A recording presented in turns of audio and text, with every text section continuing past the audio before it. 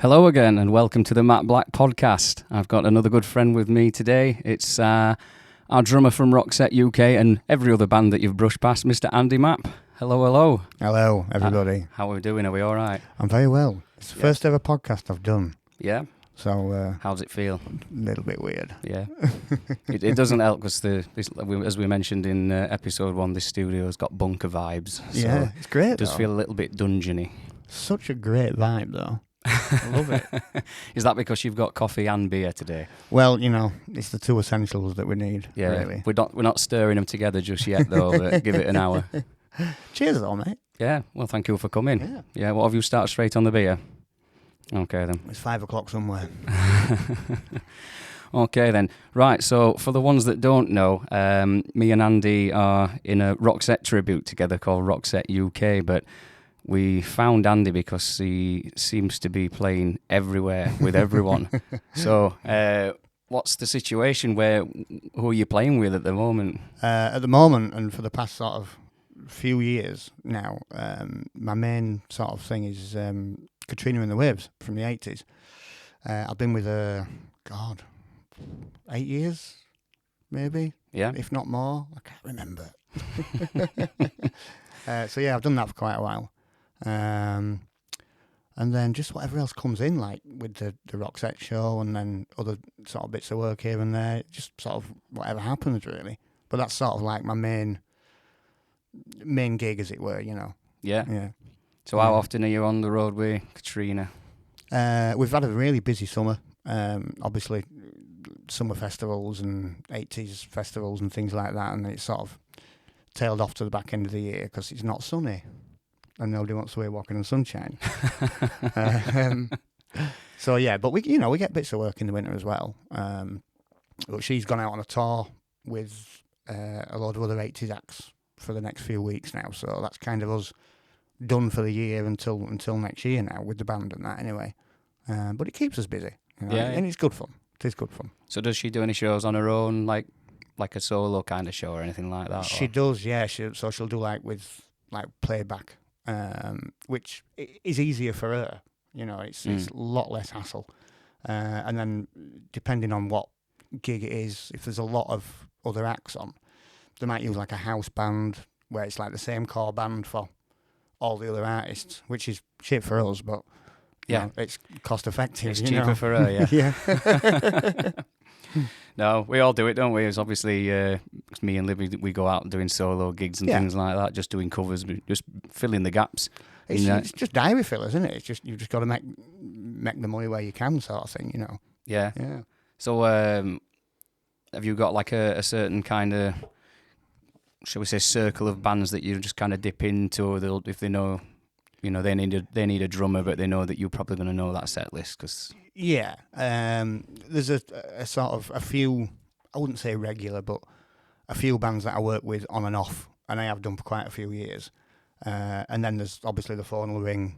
Is that Andy? Are you available? Yes, no. And then you just see if you can do it, you know. A lot of blagging involved. Oh, yeah. Yeah. Of course I know your set. Yeah, of course I know it. There's usually a lot of blagging involved if it's a band that we've been in for a long time, to be fair. Well, yeah, as we know. Yeah, so you are super adept then, aren't you? Yeah, we've got another friend, I don't know if you know Christian Hayes. I do know Christian really well, He drums in a cover band called Thor. Yeah. He was kind of super adept for a while. He was between when he was, I think when we used to be in a band together called Stage Fright, and when we kind of split up, he was just helping everyone because everyone's playing the same classic rock sets of what we were playing as well. So, you know, we were no different. I think I've depped for him at some point. Or he might have depped for me with a band. I can't remember now. But yeah, I've known him a long time. Yeah, but you never sort of. It's very rare that you'll cross paths with another drummer because you're never on the same gig. You know? Yeah. You can get a couple of guitarists together and things like that. If there's 2 bassists, 2 drummers, it's getting a bit weird. And it's probably going to be a Slipknot tribute somewhere in there. But yeah. So how did the Katrina thing come about? How did you get contacted? Did you apply for an audition or something like that? She kind of poached me. So at the time, I was playing with another 80s artist, and we did like a double a double headliner gig. Same thing, like, so Katrina used that band. And we sort of backed Katrina. Never met her before or anything like that. We just got the set list through. And that was that. And that was in, I think it was Norway somewhere. Did the gig, went home, everything was fine. And then about a month or two later, I got an email from Katrina's manager saying, here's a list of gigs. Would you like to do them? And I looked at my diary and thought, yep. And I said, yeah. And that was 8 years ago. And she won't let me leave. That sounds pretty good. But it's nice that, obviously, because it's not full on, is it? So, because when you do something all the time, depending on what it is, you can get a bit sick of it. Yeah. So it's the variety. I'm not going to say that we're bored of playing Walking on Sunshine. No, is it in your contract that you say you love it? Yeah, we absolutely love it. It's the best song ever. All 15 minutes of it. Oh, is it? You've got to drag it out, haven't you? Gotta do. Yeah. If we played it at the start of the set, everybody'd go home. So we've got to play it last and then am it up a bit, Yeah. It's like opening with Don't Stop Believing or something like that, isn't it? That's it. You shot your bolt. Yeah. Everyone's lost interest. So, does she write any kind of new music? Are you involved in that? Yeah. We released an album sort of in lockdown, actually. Mm-hmm. We started recording it. I was really lucky. She flew me to New York to record the album. Did the drums over there. Got it back. And then released a single off it, which charted somewhere. I can't remember where now. Somewhere as in another country? Or No, it was like top 40. Yeah. And then, we've had 2 or 3 singles off it now. It's called Hearts, Loves and Babies, if anybody wants to download it. Right. Are you plugging, because are you on songwriting credits, or have you... I just get credits, and Katrina told me to plug it. Good idea. But no, it's a good album, and it's... a lot of people think Katrina's like pop, and the actual, if you ever came to a gig, it's actually really rocky. We all go for it on stage. Katrina gets into it, she loves it. It's a lot more rock and roll than what people think, which surprises a lot of people as well. Yeah, because they just think it's going to be nicey. Yeah, you find that with a lot of bands though, they sound a little bit ballsier live because obviously when things are produced, they've gone through that nice little pop filter. Yeah. It's like, oh, this will be nice to the smooth FM listeners. Yeah. But then they turn up to a gig. Yeah. And we go for it. We really go for it on stage. Katrina, I mean, she's great. She's a great front woman. She really knows how to work a crowd as well, And she really gets into it. It's not often you come off stage and you're not sweating. Yeah. Well, I've seen you drum. You're drenched by the end, aren't you? Oh, yeah. There's no sunshine on that riser. So when, in terms of like songwriting then, have you ever been involved in other original bands in the past? Because obviously I know that you jump in and help out lots of other bands. Have you kind of had your own band that you've wrote your own music with? Not so much nowadays in terms of bands. I mean, I do write, but that's more for sort of like TV adverts and stuff like that, But in terms of a original band, I've not done anything for quite a few years. But back in the day, obviously, everybody wants to be in a famous band, don't they? So that's kind of what we did at school, and had mediocre success with a couple of them. But yeah, I do miss it, but I also think it's a very young person's game as well. You get tired quick, don't you? You think, well, I'm going to go and do that because that earns loads of money, rather than... That's it, yeah. Really trying to slog away with my own songs. I mean, I got into music because I love it. I never got into it to earn money. It just kind of happened that way. But yeah, I mean, I love original music. I love hearing new music and everything. But I think that chapter of my career or my life or whatever, it's pretty much done with now, which I'm completely fine with. I don't want to be sort of 40, 50, 60 trying to get a record deal, It happens though, doesn't it? You see it. You see certain people, they'll just keep slogging away for 20, 30 years, and then all of a sudden something just happens. But... Oh, and you know what? Credit to them. Absolute credit to them. And I really admire anybody who does that. But for me, it's not my thing, really. Yeah. I'm quite happy doing the work that I do and doing the writing and stuff that I do, and just enjoying it as well, you know. Yeah. We noticed other day at rehearsal you were just completely in the zone drumming something, and because it were rehearsal, me and Libby were messing about. So she likes to do comical dance moves, and she did this weird move that just made me erupt with laughter. And we thought that you had seen it, but you were there with your eyes shut, just completely in the moment. I see nothing, mate. We were gutted. I see nothing. Well, if I get into a groove, then that's it. You can lose me for hours. Yeah. So you mentioned that you do you write music for TV and things like that. Mm-hmm. So because you've got your own studio. So obviously I know that you do drum lessons and things like that. Mm-hmm. And I know you do some session work of some description. I don't know what the full ins and outs of it because we don't always get a chance to chat about it, do we? Yeah. So do you want to let me and everybody else know a little bit more about the services you offer? The session side of it is as it sounds, really. You know, people will send me a track. They'll give me like a brief outline of what they want. Some of them might just say, put your own thing on it. I basically record it, send it back. They're either happy or they aren't. We keep going basically until they're happy. And then that's that sort of job done. And then the other side of it is I may get like booked by a studio. They might have an artist coming in and they need a drummer for it, and I'll sort of turn up and do my thing on it, really. I did one last week in Manchester for a new artist called Leskanich. She's like a pop singer type thing. Just turned up. Luckily, I knew the bass player and the guitar player as well. So it was kind of an easy working session because you're not sort of, oh, nice to meet you. You know, it's not that awkwardness. Yeah. But yeah, sort of basically if people need drums and I get the call, then if I can do it, I'll turn up and do it, you know. And just put my own sort of spin on it, you know. Yeah. Yeah. So I'm not sure if we've got enough time for it all, but could you reel off some names of people you may have played the drums on their tracks? Anything? On their tracks? On their track, yeah.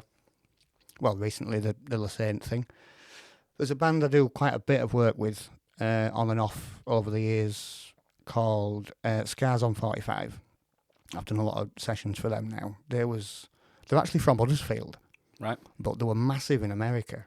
They got one of their songs on, what right now? I think it was like CSI Miami or something like that. Right. And the record company got one of their tracks on there, and they just went off in America. So they don't really gig over here much. So most of the work's over in the States.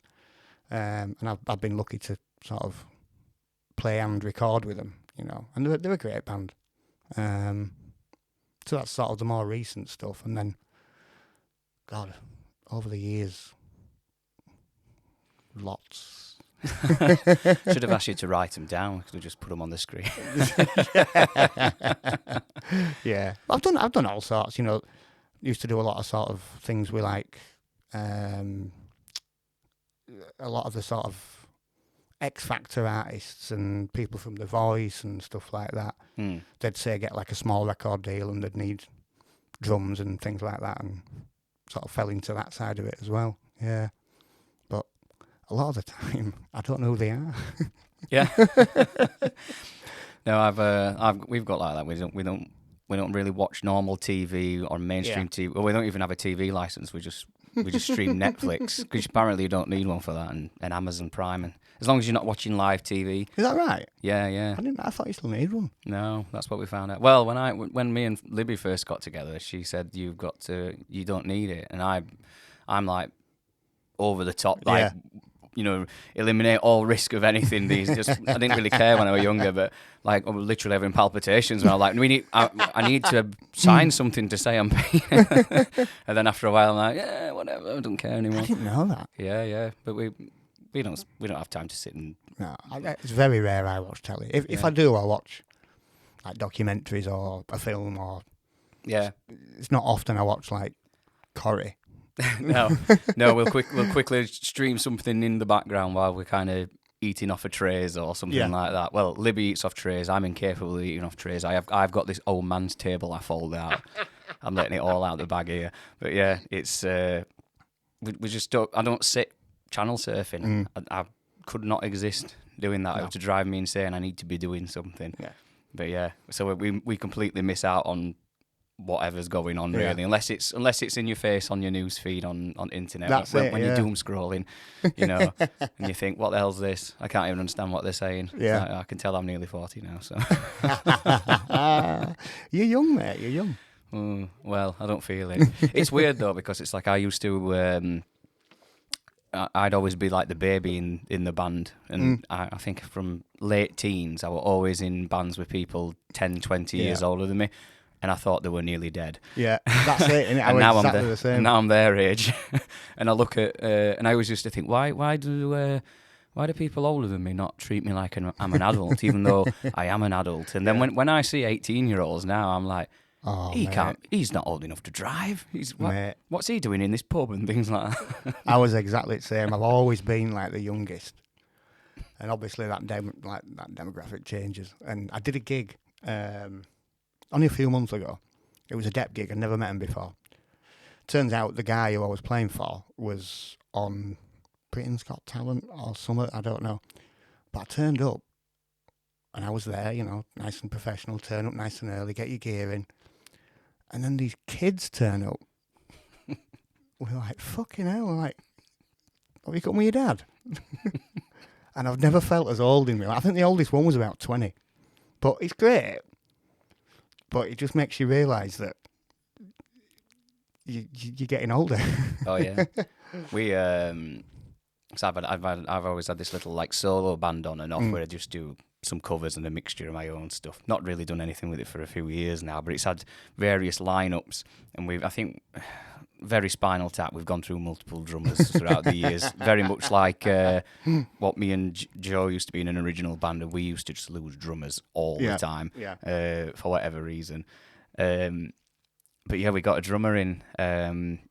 It was a good friend of ours called Max Braithwaite. I don't know if you know him or not. No. I don't even think Max was even old enough to be in the buildings we were playing in when he first come to drum with us. But he's an absolute monster drummer. But I was just thinking, right, I'm just sat here covered in dust, and there's this cool kid's coming, and he's absolutely smashing it on stage, and he's got no idea how good he is because he's only just started kind of doing gigs and things like that. My dad used to have to do that. My dad used to have to like ring the venue in advance and say, "Oh, the band you've got on Friday, the drummer's only 12.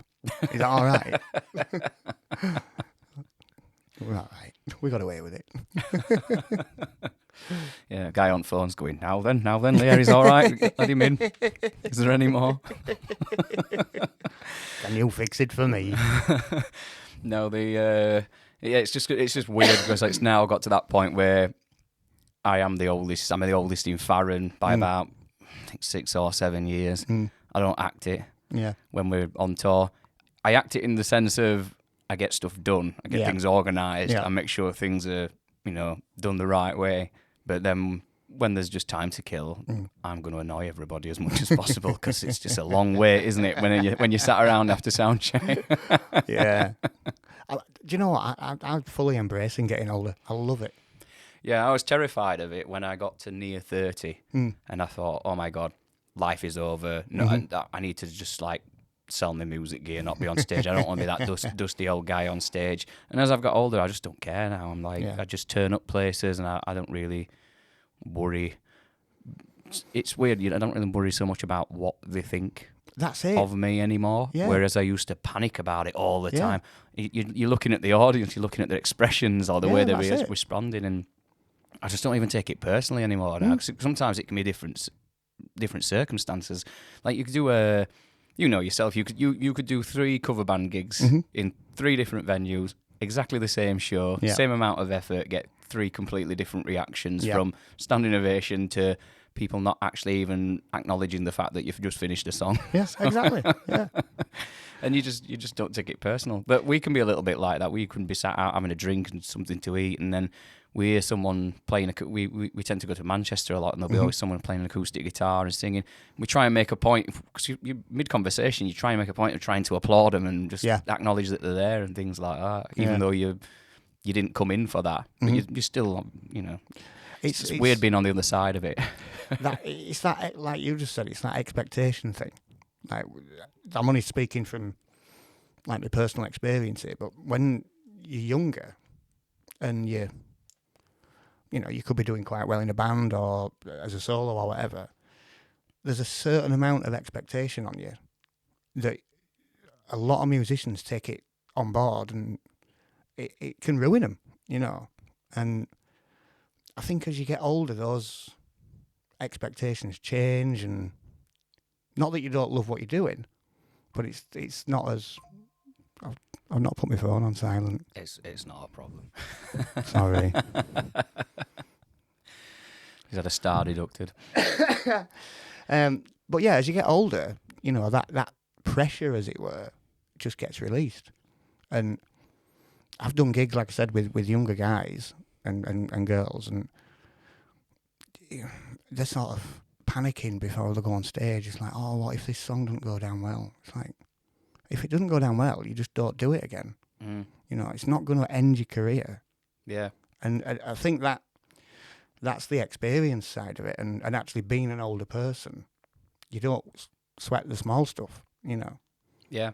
And plus, when you get older, you can say what you want and not give a fuck, you know. Yeah, that kind of fragile ego thing just disappears after a while. You get to... You think I'm going to burst out of the gate, point to prove, need to make some kind of difference or whatever, and then you get to a point where you just think, I'm just happy kind of being part of this music community. You know, I'm just grateful that this is a way of making a living. It's nice. Yeah, but I think as well, it's not just musicians.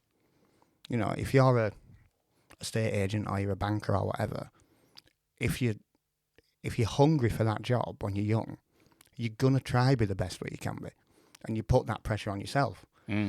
The bad thing with musicians is we've all got egos as well, you know, and then that pressure becomes tenfold, you know. But yeah, getting older, I love it. I absolutely love it. Well, it's better than the alternative, isn't it? So, well, getting younger. Can you imagine being a kid nowadays? What the fuck? I was thinking about dying, really, but well, yeah. Thanks for making it much more interesting and less morbid, to be fair. God, if I were a kid nowadays, though, I'd have been locked up. The shit that we used to get away with before the internet was amazing. Well, that's it, 'cause there's no camera phones, and someone goes, oh, well, so-and-so did that. Well, prove it. Yeah, exactly. Exactly. Well, I can, because half of that shed's on fire. But, you know. Yeah, but it wasn't me. yeah, that's it. Yeah, there's just no cameras anywhere, anything like that. And if they even, I think I was just kind of left school when camera phones come in. And you couldn't even tell who people were on them anyway, because they were like 3 pixels on them. So everyone looked like they were from Minecraft. So it's all come full circle, hasn't it? I think my first mobile phone, it took 6 AA batteries. Oh, it actually took batteries? Yeah, proper batteries. Right. Yeah. So you're a few years in. How old are you now? I'm nearly 42. Right, yeah, a few years in. 27. I'll be. Yeah. Yeah, I'm not going to be. Well, I was actually at some kind of like party in the car park festival type thing this summer, and I bumped into a guy I knew, Stu from Coyote, another cover. I know the name. Yeah. And he's going, oh, my son's 36. And I says, oh, I'm 36. And then 10 minutes later, Libby says, you're 37. I went, oh, it started already. Yeah. I can't remember. That's it. Last time I checked, I was 21. Yeah. You know. We're not checking mirrors though, are we? So. But no, I'm just I don't know. I can remember like being just kind of leaving school and the IT teacher telling us, because phones were flip phones and they were getting small and they were getting really cool. Well, cool at the time. And he says, no, phones will actually get bigger. And we were like, why? Yeah. It's not cool to have a big phone. And he says, no, they'll get bigger because they're going to do this, this, and this. And I'm thinking, who's this nutter? He's talking absolute rubbish. He's told Star Trek over here, says we're going to be talking to each other through screen and things like that. And obviously it's all come along. But, I mean, kids now, it's normal technology. But we are that generation of it. We were the last of where... You're throwing a stone at a window to get your mate's attention. Are you playing out and stuff like that? Or you can't ring. Yeah, but if you do that now, it's called vandalism. Yeah. I've got vandalism on my school record. and it was because there was a yoghurt after lunch on the floor and I kicked it because I was obsessed with football at the time. I kicked it against the wall and a teacher had come in and checked. They're just checking toilets, obviously, and there's all this yogurt all at the wall, and I'm walking out like nothing's happened, but I've got strawberry yogurt on my foot, and I ended up. I'm never the kind of kid for fighting or swearing at teachers or anything like that. More class clown. So I would say, just that kind of. They go, oh well, Matthew's capable of doing the work, but he'd prefer to entertain everybody at the back of the classroom. Well, this is it. It's like I got away with murder at school. I really did, because I was never very academic, but I was into music, and it was quite clear that I was going to be a drummer. And I used to nick off school and all sorts, but I wouldn't nick off school and go nicking penny sweets. I'd bunk off school and go home and just play drums all day. And because the teachers knew that, they actually let me do it, which you couldn't do nowadays. You're not smashing up bus shelters and things like that. I literally just used to put the telly on and just play to whatever song came on. It's not like I were nicking cars, But you just couldn't do that now. I used to, I'm not going to name the name, but I used to be in this band when I was 17 and everyone was 10, 15 years older than me, and we did a lot of holiday camps and travelling around and stuff like that. And the singer... his son was in the nick for stealing a Vauxhall Nova from 4 doors down. No way. Oh, someone stole my car. Oh, it's there. That's mint. So, yeah, not academic either, really. I'm guessing. Maybe he's a drummer, I don't know. Yeah. Should have counted more houses before you stole something. The thing is, I could have been academic, but I literally just wanted to play drums. That was all I wanted to do. And I wasn't bothered about English, maths, science, bugger all. I was just, that's what I was going to do, Yeah. And I'm all right. Well, we live in Yorkshire. English is not that important, really. Cudworth. Do you call it Cudworth or Cudworth? Cudworth. Yeah. My dad's from Cudworth originally. Posh people call it Cudworth. I'm from Wunwell originally. Oh, yeah? Yeah, which is hilarious for people from Sheffield when they get on trains and stuff like that, because they think it's called Wombwell because of the way the announcements talk. Yeah. It's all right. I've lived here once before. We moved here 2.5 years ago, something like that. But yeah, I lived in the last house on the left in a cul-de-sac somewhere, in a house I was renting that I could never buy. Because it were important to have a house that were really big and looked really posh at the time, even though I were never in it because I were on the road all the time. And then now we've bought an house and we're like, well, let's just buy something that's comfortable so we can pay for loads of holidays. So, exactly. Yeah. So, and then just build a studio there. Yeah. And then I spend more time in here than I do in the actual house. Well, nothing wrong with that, mate. It's a good place to be. It's got a heater. That sofa you sat on turns into a bed as well, double bed. Does it? Yeah. I'm going to turn the cameras off for the second part of the podcast. It looks like, dare I say it looks like a casting couch. Yeah. You do know why you're here today, yeah? Yeah, well, it's my first time. Oh, God. Speaking of first times, when was your first ever gig then? My first ever gig, I think I was 10, and Wow.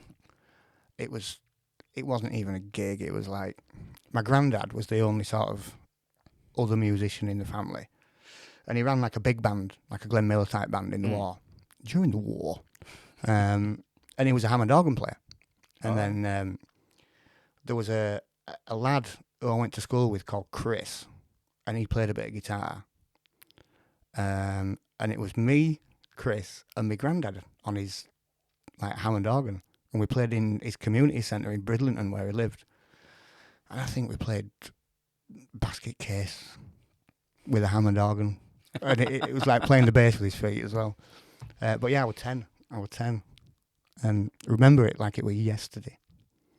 Yeah, I think Chris had a mohawk as well. That sounds like the most bizarre mix. Yeah, a 10-year-old, a granddad, and then a punk rocker. Yeah, we didn't get booked back. Who was singing then? Chris. Right. Yeah, he went on to do a great. He was well into his like punk stuff. What was his band called now? They were brilliant. Chris Shaw, you might know him. Got shaved head now. Yeah. Yeah, I think I've depped for him. You might have done actually. Yeah. Is it? There's Metalworks, Chris, the cover band Metalworks from a while back. He's from Ossett originally, but I don't know what his band were called. I feel like I've depped for him once or twice. He's a lovely lad. Yeah. And I think the drummer who they got, who then started playing guitar, is a guy called Russ, who's now a DJ on some big rock radio station. Russ Collington is called. Trying to think. I'll show you a picture when we finish. Yeah. You might know him. Yeah, it's not making good podcasting. I know, I was is it? just thinking that. Us Yeah. just sat here with these older brains trying to remember people. Yeah. Okay, yeah. What would we do without phones? So you were 10 when you did your first gig. When did you start playing drums? What age? I was 9. Right. Yeah, I was 9. That's a quick turnaround then, isn't it? A year straight into gigging. Yeah. Yeah. I mean, I say it was a gig. We probably played for about 15 minutes, but it was a gig to me, you know. Yeah. We did our first ever gig in someone's garden, Mm. and I think we got about 50 quid, and we were rubbish, and we were actually on kind of gravel. Wow. So the drum hardware wasn't stable. First ever actual gig where we got booked somewhere was a pub in Barnsley called Isaac's, and we got 50 quid between 4 of us, I think. Wow. And we had 12 songs, Mm-hmm. and we played about 3 or 4 of them again near the end because we got we didn't think about encores or even know how long a gig was supposed to be. Yeah, exactly, yeah. We'd all put 150 quid a piece in to buy this knackered PV. I say knackered PV PA system. It worked perfectly. It sounded great, but it were older than all of us put together, with a few kind of battle scars on it. But it did the job. Yeah. We never made his money back because we were getting 40, 50 quid a gig. I tell you, I was thinking about this on the way over, actually. One of the first songs I ever played, like professionally for money, as like a covers gig, was Walking on Sunshine. It's meant to be. I know. And I told it to Katrina, like last year, I think it was. And she went, God, you just made me feel really old, you know. Imagine how busy you'd be if you played Summer of '69 as your first song. God. I think I've played that song more than Bryan Adams. On the solo gigs, it's like I try not to do the obvious. Mm-hmm. So I don't do Living on a Prayer. I don't do Summer of '69. No, all those. Your voice would be great at Living on a Prayer, though. I've done it before, Yeah. but I don't do it now. There's a lot of stuff that I have done when we first started, and then after a while you go, I'm never singing that again. Obviously, never say never, because it depends how many pictures of Liz they shake in front of me, or Charles when it changes. Oh, yeah, yeah. But yeah, I think it isn't it. There's certain stuff that you won't go and do it, and then someone says, "Well, it's this much," and you go, "Well, just this once then." Yeah, exactly. Yeah. I've done it with things before. If it's something far away that I don't want to do, whether it's for a band or a solo thing or whatever it is, and I'll give them a ridiculous price because I don't want to do it. Yeah. And then they say, yeah, I've got to do it now. Oh, God. Yeah. It's like 6 hours there, 6 hours back. Yeah. But it's worth it all of a sudden. But you just I don't know, it's certain things you just don't want to do you? No. Even though, like we said, we do it for the love. But there are things that are an absolute ball ache to do, aren't there? What's the worst gig you've done? Like, I don't mean the shittest. I mean, like... What, with a band or solo? Or whichever. I think I might have told you actually quite recently I did a solo gig where, and this is like off the back of like doing some quite good gigs before it as well, which always makes it worse. Yeah. And I turned up to do a Sunday afternoon thinking, oh, this will be nice and easy. Me just singing to some tracks in a little pub. And I got there and I just said, oh, hello, I'm a singer that's on this afternoon. Where do you want me to load my gear in? Mm-hmm. Bar staff just looked at each other. And I said, but there's 3 doors here. Which one do you want me to load in? And they just said, oh, whichever one you want. And I said, well, I said, all right, well, where am I setting up? Where do you want me to sing? Because that'll determine which door I use. And I'm thinking, right, this is going to be hard work already. And she just says, well, wherever you want. And I said, well, where do the singers normally turn up? She just said, I don't know. And I said, well, I went, well, it's your pub. And then she just went, it's not my pub. I'm thinking, right. This is like Curry's customer service all of a sudden now. And I said, right, well, can you find out? And I'll just bring my gear in and put it in a clear space. And then I got it all in. And then for 10 minutes, I were asking questions while they tried to find somewhere for me to sing that had plugs. And they tried to put me in a place where... once the speaker, I'd only put one speaker up by this point, and I said, well, I can't put it here because that's all the space gone from one speaker on a stand. And then they were pointing at areas that had no plugs there. And they said, oh, you can run an extension, but they wanted me to run an extension across the bar where people were standing. And I said, no. I said, there's no amount of gaffer tape that's going to let me make me want to put that there. What they did do then is put me in some kind of like, what I can describe as a hallway, you know, where you kind of get a booth where people can sit at a fixed table. Yeah, yeah. They'd lifted the table out on like some kind of like post thing. Yeah. I'm in there facing a 60-inch TV watching, I think it was like an Arsenal match at the time. And everyone else is round the corner. So I'm set up there. And then I said, contract says start at, I think it was 2 or 2:30. And they just said, you're starting at 4:30. I said, no, I'm not. Because when you get there, you get there within plenty of time, but then you don't want to be sat for hours on end. Mm-hmm. And 9 times out of 10, if you've got an afternoon gig, you've usually got a nighttime gig to go to straight away. Yeah. And they'd got a manager on the phone to me from another area. He weren't even there, and he said, he says, well, you'd be singing while people are eating Sunday dinners. And I said, well, that's not a problem. He says, but it should be all right though because you're acoustic, aren't you? I said, not today, no. I said, I said only if specifically asked. I said, if you book me through an agent, it's normally just solo to tracks. I said, but if people contact me, they want acoustic gigs or a band, blah blah blah.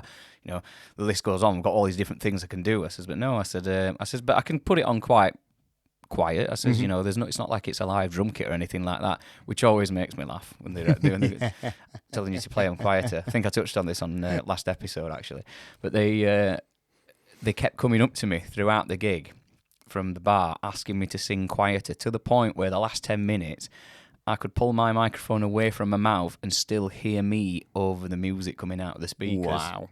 And then when I finished, no one made a sound. So I didn't ask anybody if they wanted it. Well, you know, sometimes you encourage the encore if they're not kind of getting the drill straight away. Yeah. Not a sound. So I thought, brilliant. I'm packing up, and I was packed down, and everything were in my car within 8 minutes. 3 minutes into that, I mentioned to them, blah blah blah. Who do I see about my money? I'm going to go and sort my car out, so you can sort that out. 25 minutes later, they're still looking through this big folder of entertainment sheets to fill out for invoicing. And I'm like, God, this is like nearly another set done while I'm waiting here. And so I just emailed straight away and just said, no, don't send me there. I mean, it wasn't horrific, just annoying, When you, I'm trying to think how old I am. I've done this like 20 odd years now. Yeah. It was just over 20 years, and you don't want to do it. You'll tolerate lots of stuff, but I was just thinking, well, I don't want to have to deal with that after 20 years. No, and you shouldn't have to either. You shouldn't have to. No, it's... Which sounds awful because it makes it sound like I'm saying I'm too good for that. But that's not how I'm viewing it. I'm viewing it as I've spent 20 years really working hard at what I'm doing to be as efficient as possible, to not to be a disturbance to people, and turn up and you're providing a service of some sort when it's a gig like that, and you expect the same from them. And so I said, no, Dad, I don't want to do that one. You're there to do a job, basically, and you do it to the best of your ability. Anybody does, and silly little things like that. It's like, I've done my bit. Why can't you do your bit? And it's, it just makes you think sometimes. It's like you turning up to my house as a plumber, and then you go, "What's the problem?" I go, "Oh no, guess." Where's your stop tap? I don't know. You find it. Yeah. That is, it's how ridiculous it is. It's just, you book someone and then you're not meeting them halfway and just doing the basics. Yeah. But yeah. No, I've had stuff like that, and then I've had kind of aggressive types and stuff, shall we say, where I've been on. These are banned ones, really. Where I've been on kind of crowd barriers, gobbing off at people in front of because I've seen them hitting somebody, or they're shouting abuse at us because we're the support act and they don't like it, and they're just getting a bit leery. So rather than diffuse the situation, I just kind of fight fire with fire. Yeah. Now I just kind of just take the piss a little bit out of them. You got to do it, and then ignore them. You don't really you've got the microphone, so you can always talk over them. You'll always win, and they never get a chance to answer back, really, unless you give them the chance to. But like I say, I've done it long enough, and I've done some horrific stuff and some wonderful stuff and everything in between. So I don't think there's really much else that I can experience that's going to be different. Yeah. I've had a guy before who his ear came off, his artificial ear. We're playing in Mansfield, and we'd got a bit of a kind of a semi kind of pit going down the front, and his pretend ear came off, and when the song had finished, I tried to make everyone move out of the way because this guy's fumbling around on the floor, and I'm thinking, is he all right? I thought there's something wrong with him here. Shit. Thought he got a big health problem, and I said, "What?" I said, "What's wrong?" And he said, and I thought he said I'd lost my hair. But I'd got in-ear monitors in, so I couldn't hear him properly. We're a bit muffled where I were. And then I was joking around saying, I thought you said your ear. And then he said, no, I mean my ear. And then he went, oh, found it. And then he just went and clicked it back onto his head. No way. And I never knew that were a thing. Yeah, I went to school with somebody who had a fake ear. Yeah. Because he used to get it out. He used to take it off and pretend to chew it. Did you have a kid at school that turned their eyelids the wrong way around? Oh, there's always one of them, isn't there, just running around. And then the other one that does that thing with the tongue where it goes, they make it look like a little triangle. Have you seen that before? I don't know. Yeah, everybody used to do it at school about the same time as people turning their eyelids inside out. We had a kid that could.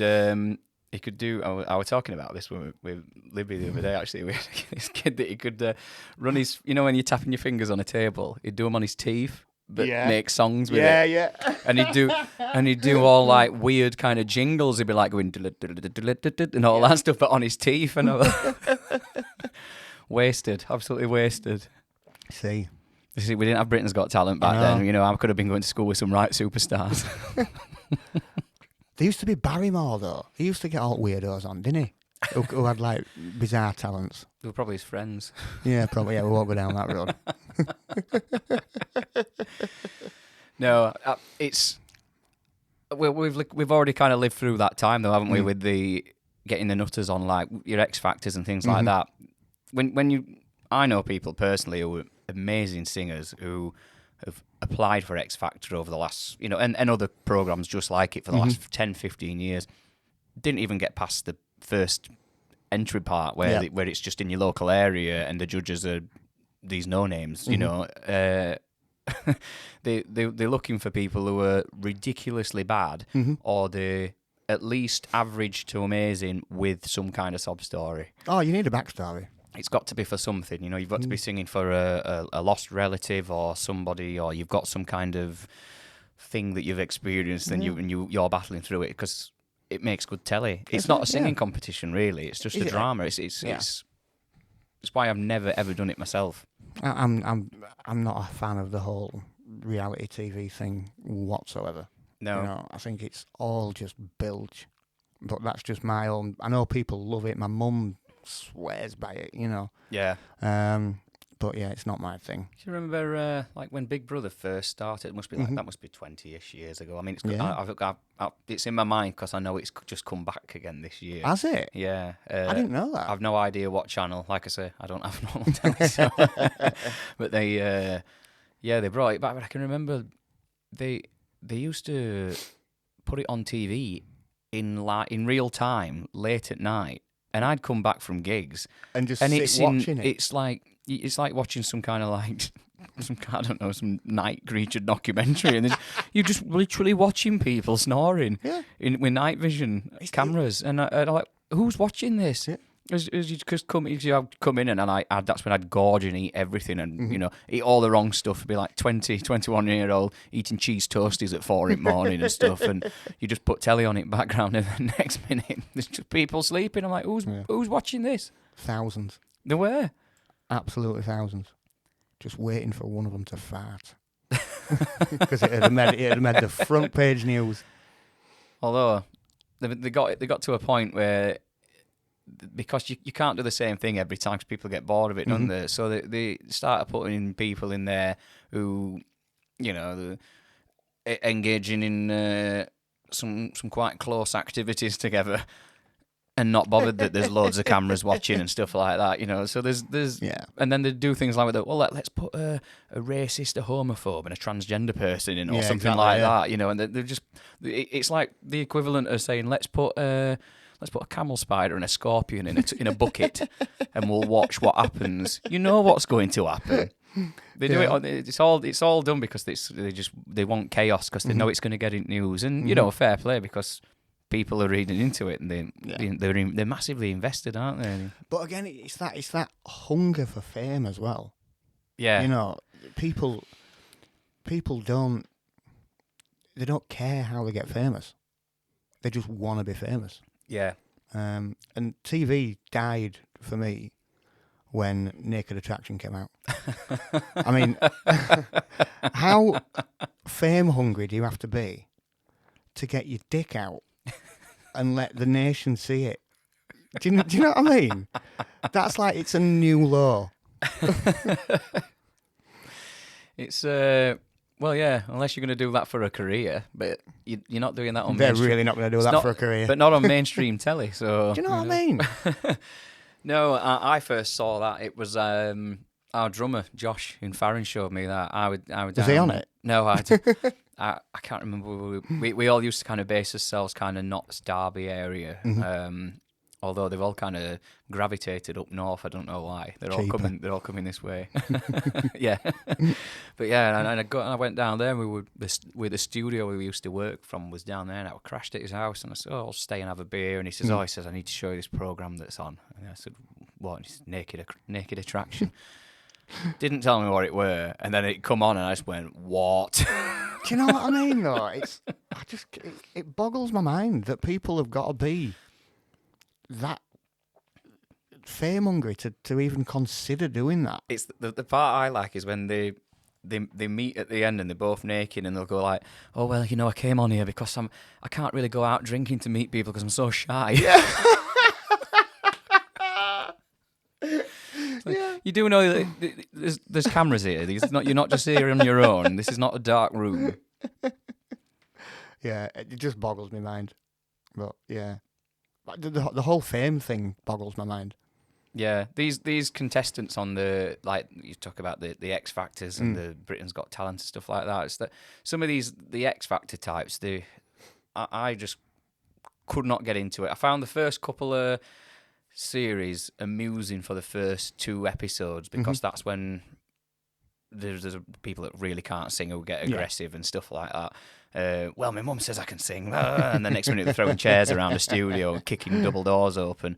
But then you realise after a while that you like Susan Boyle and things like that who can sing really, really well.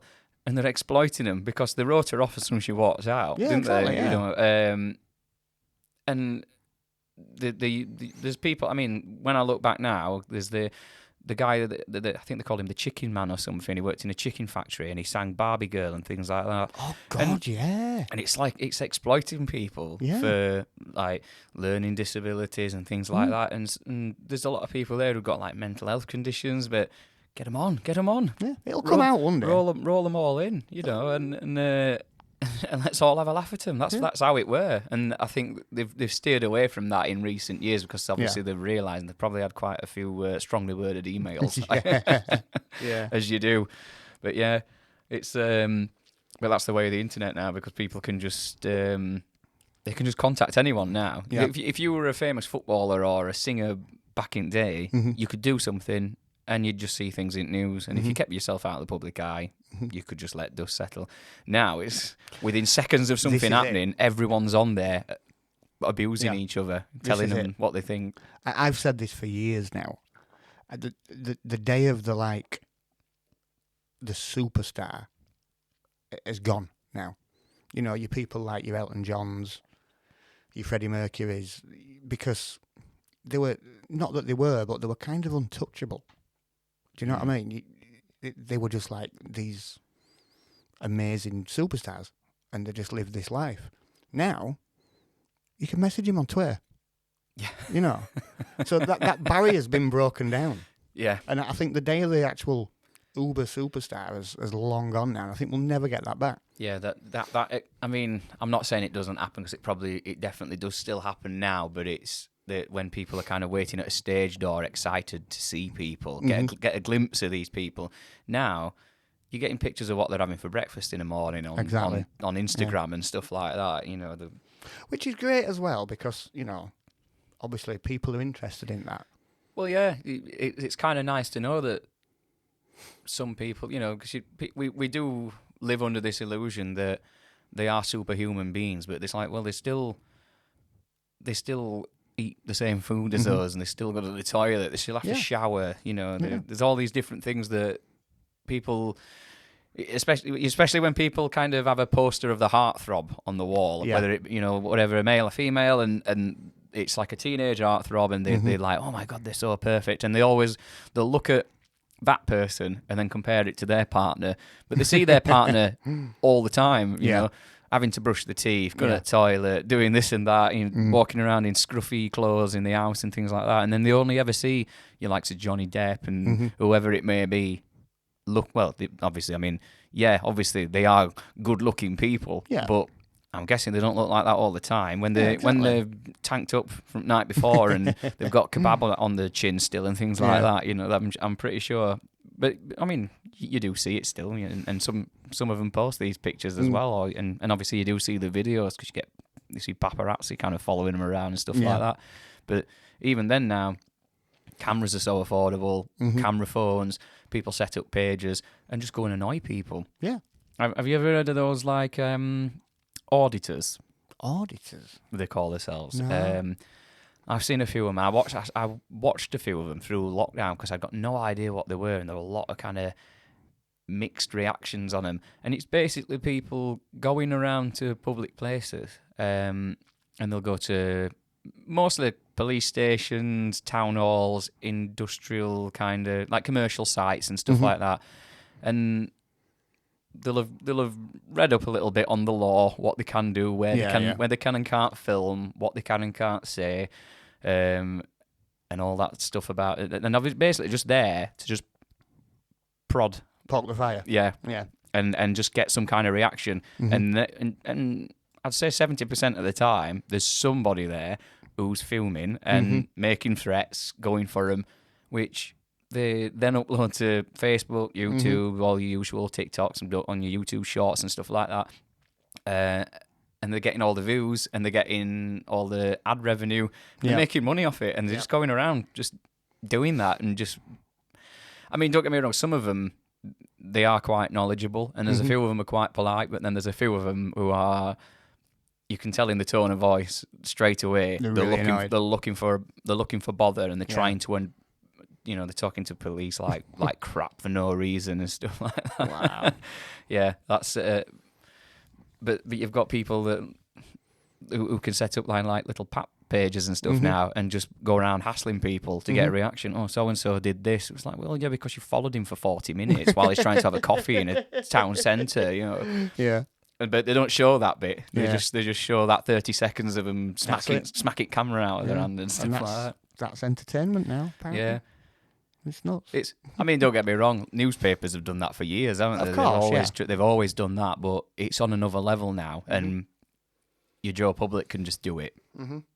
And the problem is, because we're so easily influenced to the point where we've got people. There's actually a job called an influencer, where people see others doing those things and just go, "Well, that's just a normal person doing that. I can do that. I can buy a camera and I could go to that place and do that."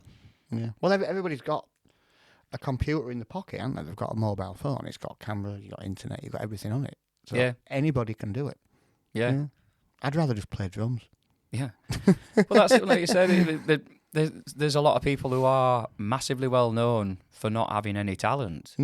And don't get me wrong, I see a lot of pages where there's people that just post little videos, and yeah, they're amusing or they're entertaining because it's a 5-second video on like TikTok and stuff like that. But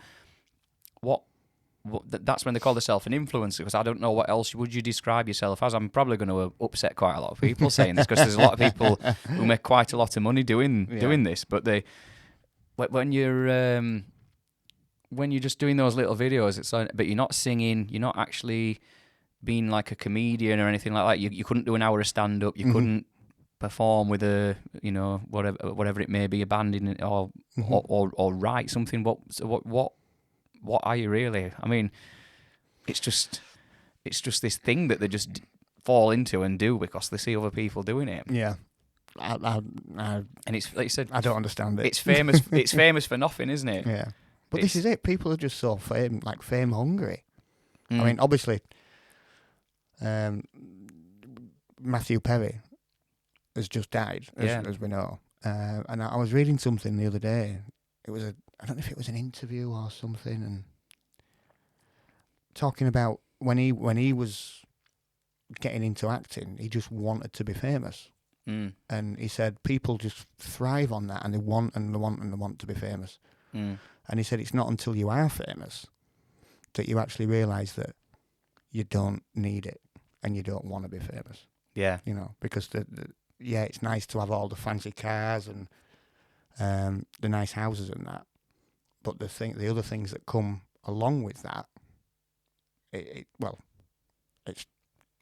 he didn't want to be famous anymore. You can't go anywhere. You can't just call to the shops or have a day out with your family or wherever it may be. Yeah. And I never wanted to be famous, ever. I think I went through a phase for a couple of years, maybe somewhere late teens, early 20s, where I kept thinking, I want that. But then as time's gone on, I don't want to be famous. I just want people to attend shows to a level that makes it enjoyable for us and them. Because I think shows, they get too big as well anyway. Obviously they're going to do it. And you've got people like Metallica and AC/DC, they're huge stadium bands. There's people who still kind of brag about, well, I saw them at so-and-so place with 200 people and things like that, and I bet that were amazing. It is great to see certain shows at such a big level, but sometimes I prefer the smaller, because you're really connected with audience then, aren't you? It's a different thing altogether. Yeah. And I think that's, sometimes you get these big bands will play a secret last-minute show that's really small. Somebody I know, actually, she went to see Rick Astley on Sunday, and it was at the Lead Mill. He's great. He's brilliant. He's a drummer as well, isn't he? Yeah, he is, yeah. Oh, we're back to drums. But yeah, she went to see him at the Leadmill in Sheffield, and tiny little intimate gig. And I saw some of the videos from it, and it looked amazing, you know. And just a tiny gig, like you say, really intimate. And that to me is a great gig, you know. Yeah, it's like a packed house. Everybody's sort of on top of each other. It's tiny room, and it's just a brilliant vibe, you know. Yeah, and you feel like you can connect with them. Like yeah, you can connect with whoever it is on stage, you know. And I think that's brilliant. Well, it gets to I mean, we obviously, like, we in FAHRAN, we play like a real variety. Sometimes we get to play something really big, and you're miles away from audience, and you can't really tell if they're enjoying you or not. But then when we try and do, like, we just announced a little headline like rock club kind of tour. We're just doing small places, and we base ourselves kind of in Nottingham. The Nottingham show, the venue's tiny, but I'm excited about it because it's going to be a little sweatbox. Yeah. It's going to be rammed with people, and they're going to, obviously we're going to be doing a mix of our stuff that they know plus this new stuff we've been working on for a few years. So it's and I'll actually be able to see the reactions of the people because we'll probably be kind of half climbing off the stage into them anyway. So yeah, you know, you're on about like bad gigs and just generally sort of being a working musician. I remember one time I think I was in Barcelona and played like a sold out arena and then flew home, and the next day I did a gig in a pub in Wakefield to like 5 people. And that, I love that though, because it's just the ups and the downs of music. Really. It keeps you grounded. Yeah, absolutely. Yeah. You know, people and a lot of celebrities have done the same thing where they do something at a certain level and they think that they deserve to do it at that level all the time. And you'll get people who leave bands to be solo singers or different, you know, do different projects, and it's never as big as whatever that was that they've just left because they've caught lightning in a bottle in that band, and they think they can do it without. Good phrase, I like that. They think they think they can do it without all the others. But it's sometimes. I mean, obviously, when you've got people like you mentioned, like your Elton Johns and you know, people like Prince and stuff like that. Yeah, they can do it on their own because they can do everything. Yeah, so, exactly. You know, your Stevie Wonders and stuff like that. There's a few that's kind of spring to mind in like modern day. You know, like kind of Charlie Puth and stuff like that. He can do a bit of everything, and he's a bit of I think he's a bit of a modern genius, to be honest with you. Yeah. But a lot of people don't see that side because they just see the cheesy chart singles that come out and just think he's just another random pop singer. Yeah. But yeah, there are certain people who they do need that collaboration with the others to kind of continue creating what they've been doing, and they get a shock to the system when they leave and go, oh, this solo thing weren't what I wanted, and they've gone back to it. Because it's the collective thing, isn't it? It's looking at it from not a business point of view, but it's that product that is successful. Yeah. So say you've got 5 people in a band, it's those 5 people that make that product successful. If one of them goes off, it's not always guaranteed to work. Yeah. No, and it's the... Obviously people like you, Robbie Williams, did all right and things like that. Yeah. But it doesn't always. It's timing as well, isn't it? I mean, around that time in the 90s when he did that, it was... They wanted that. He was like he gave it the bad boy attitude, I suppose, didn't he? Out of all of them, everyone else were quite safe. Yeah, Gary's a great songwriter, but he's an amazing songwriter. But he'd not got that bad boy edge about him. He was too nice and polite, so it worked. Yeah. And people, it's, you know, George Michael, another perfect example. Yeah, you know, obviously Wham was massive. And then he went on and had an amazing career. Yeah. There are people that they just stand out, don't they? They can jump out and do it. But yeah, it's I don't know. I'll do a gig somewhere with a band and I think, oh yeah, because we've created something. We've got to a point where we've got people turning up, and then you do something day after, and because it's a different thing. Yeah. They don't care that you're from that other band because they wanted to come and watch that band. They're not coming to watch you do this other thing because you've built that audience with that. So until you build up that individual audience, that you know that they're there for you, and they'll come and watch something because you're in that project.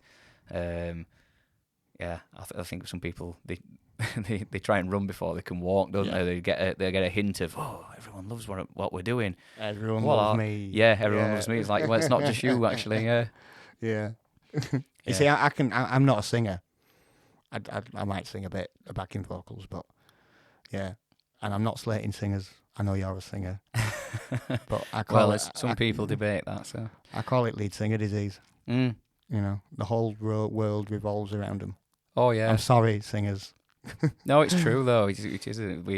Which I think you need as well. You need a certain amount to be a front person. You need a certain amount of that ego. Do you know what I mean? Yeah, because otherwise, something can happen at a gig, and the audience can completely walk all over you as well.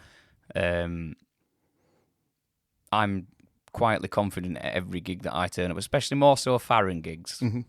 That's my room. Yeah, and we're going to do this, and you're either going to love it, but if you don't like it, then either leave or just sit through it, because if you do something to try and spoil it, I'm having you.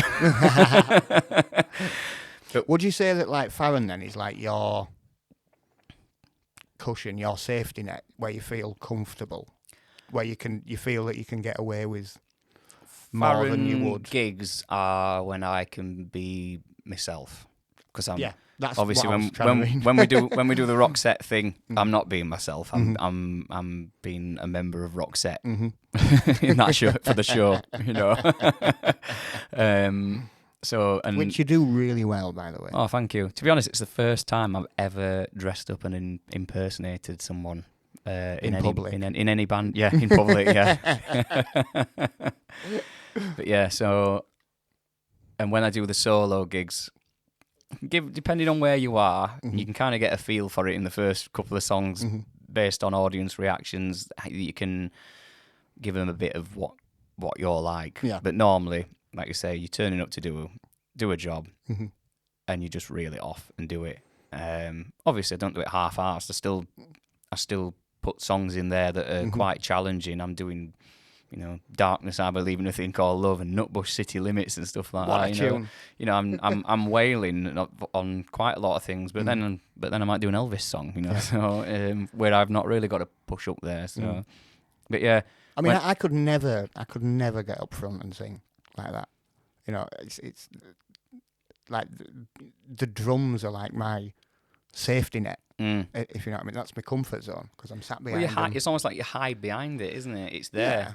Yeah. But when I'm behind the kit, that's when I'm myself, if you know what I mean. And I do feel that confidence to be able to go for things and try things and stuff. But as soon as I get from behind the kit, I'm like a little fucking mouse. Well, it's when you like, you could be walking down the street and you see someone and you just don't even look at them twice, don't think anything about them, but they could be the most talented drummer or guitarist that you've ever met, and they just float through life, and then they just let it all loose when they get in that position to do that. But yeah, I think Jake's really good like that. He's like really unassuming, is Jake. Yeah. And then this is Jake from FAHRAN, who plays in Roxette UK as well. And then he just plays guitar like a motherfucker. Yeah, he's brilliant. I always refer to him as the nicest man in rock and roll. Yeah. I'll pay you later, Jake. Because he's just so he's so polite. He's so professional as well. Anyone think I owe him money or something? I bet no. But no, it's true. He's but you would never. I mean, the fact that because he's got long hair is the only reason why you would know that you'd go, oh, he looks a bit cool. He looks like he's in a band. Yeah. But otherwise, if you had a beanie hat on or something like that, and he was all hidden away, you'd just be like, oh, who's this nice, pleasant guy? Yeah. He's not talking about himself. He's not trying to sell me anything. He's just existing in this moment. It's Jake from Accounts. Yeah. No, but you get to, I don't know, I went through a little phase of kind of everyone I brush past, I'm trying to plug bands to and things like that. And a lot of people do it. You just do because it's just what you can't switch off from it. I've got to a point now, unless someone really asks me or something, I don't really want to tell them because I just think, I know how annoying it would be if I was on the receiving end of this. If you've not asked for it and you're not interested, because there are people, I mean, there are these freaks that walk among us that say, I don't like music. And I mean, what kind of music? Just music. They don't like music. And those people are idiots.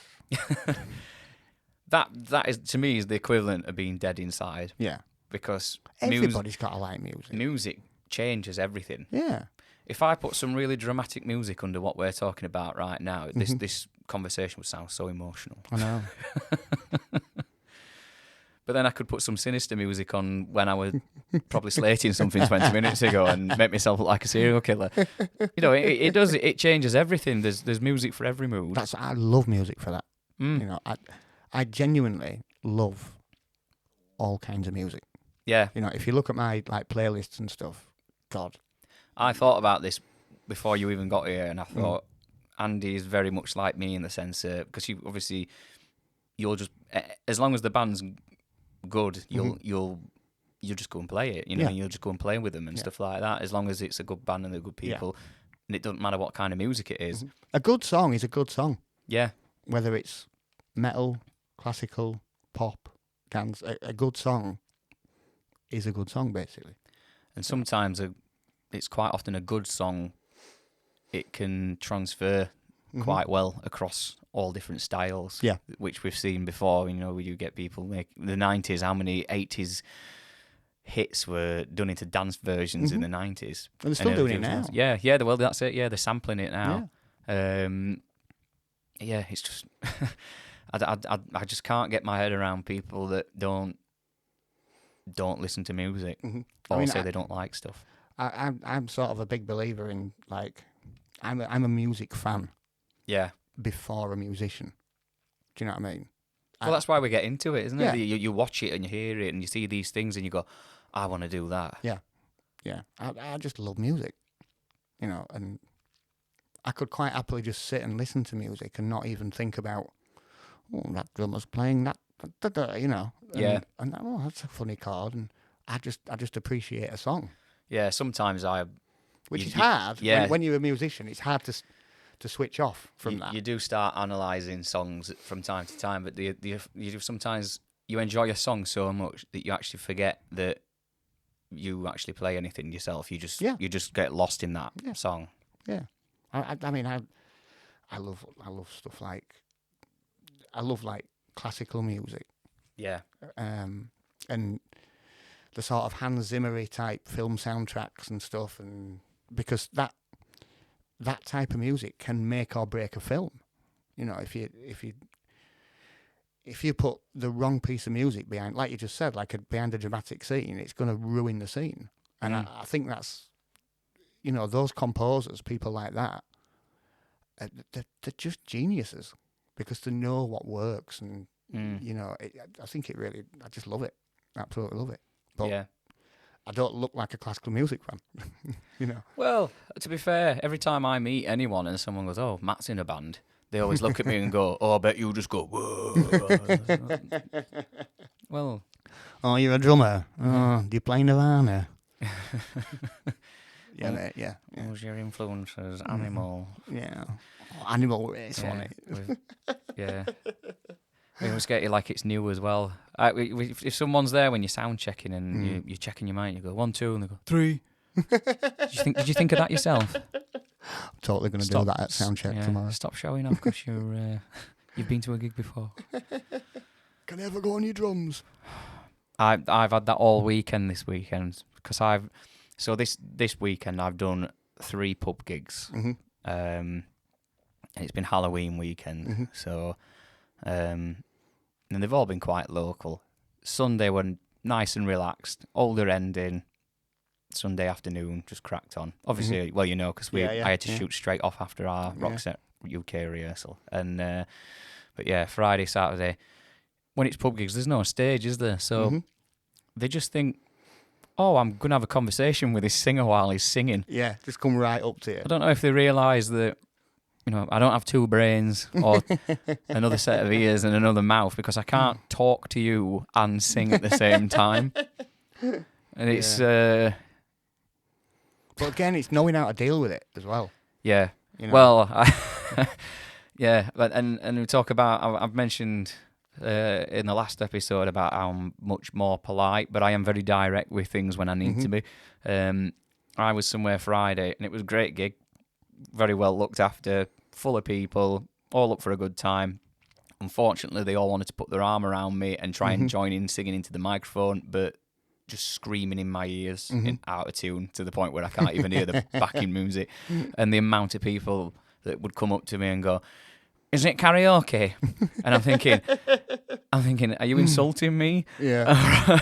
Or are you genuinely wanting to do the karaoke after? No, it's not karaoke. Well, can I do one? No. Yeah. And that's it. And I don't explain. I just say no. Just a no. And just completely blank expression. And they look at me like crap. You get it all the time. Like, people see drum kits. Oh, can I ever go on your drums? Can I ever go on your drums? It's like, no. I'm guilty of that, though. They always say when when a rehearsal's done, when the singer starts sitting behind the drum kit. But, I mean, it's like drunk people in a pub. Like, he's playing in a pub or a club or whatever. And it got to the point where I just got so wound up with it. And I must have been having a bad day or something. I can't remember. I think it was a wedding. And this guy came up and says, "Can I ever go on your drums?" I says, "Well, can I ever go on your wife?" He went, "You what?" I says, "Well, it accounts to the same thing, mate." And he went away. Yeah, we've both bought them. Yeah. Yeah, you do meet some characters. It's hard when you're going back down to that level again, where you are very accessible. Yeah. Because they can just come up to you, not just after gigs or before, during gigs, and there's no control, because you play like, I don't know, you're doing an O2 Academy or something like that. At least when you do those, or of a similar venue, there's some security around, there's a crowd barrier, and obviously anyone pretty much can scale the crowd barrier. It's not a fortress, but there's normally somebody there to get them when they get on the other side. Totally, yeah. So you're not having to deal with that kind of stuff, and you want to come out if you want to come out afterwards, which obviously, it's a nice thing to do, come out and chat to people and things like that. But it's quite controlled at that point. Yeah. Pub like corner. You said, it keeps you grounded, though. Oh yeah, definitely. Like you say, you can I studied all my life to play for you three people in this pub. Like, yeah, you did, yeah. Yeah. Can you play Sweet Child of Mine? The problem I'm getting with the solo gigs is I do quite a lot of known songs, but I don't do all the songs that, as we said before, that everyone else does. Like the standard ones. Because then you'll start getting people asking for, I don't know why, they just have this obsession that everybody just wants to hear Penny Arcade, Purple Rain, even though it goes on forever, which I love that song, but I'd rather listen to a band do it than just listen to a backing track. Yep. While I stand there for 4 minutes, because there's nothing for me to do. It kind of defeats the object of having a live singer on, and then he doesn't do anything for a while. And then you what's the Billy Ocean one? That Red Lights. Is it Red Light Spells Danger? Yeah, great song. It's a great song. But I can guarantee you could go into 4 pubs in a village, and if there's a singer on in every one, most of them are doing that. It's karaoke classic. Yeah. Well, that's the thing as well. That someone's probably already just done it in a karaoke bar, and then they want you to sing it as well. I'm a bit of a fan of karaoke. Yes, Libby is as well. I love it. And she goes, it's hilarious. Yeah. Like, no, it's not though.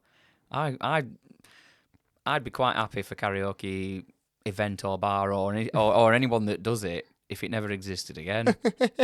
But I do see at the same time it does give people the opportunity who sing a bit to kind of test it out. I don't even see it as singing. I just see it as having a bit of a laugh. I was out in Leeds. There's things you can do that don't hurt your ears, though. What, like knitting? On that note, I'm opening my beer. Have you only just opened it? Mine's empty. I know, it's because I talk so much. I was out in Leeds a while ago, and stumbled on this bar, and it had karaoke rooms. And you basically hire... That sounds a bit swingery. you basically hire the room You can sing with our guitarist. But it was great. You like hire the room for like an hour or whatever it was, and you go in, you take your drinks in, and you just sing. You're not, there's no audience. It's just like whoever's in the room with you. Right. And it was just such good fun. But I wasn't trying to like.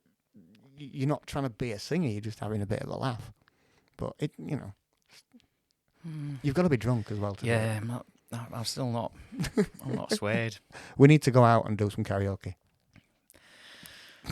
Yeah, but every time I go anywhere and me and Libby get on karaoke, they end up making us do more.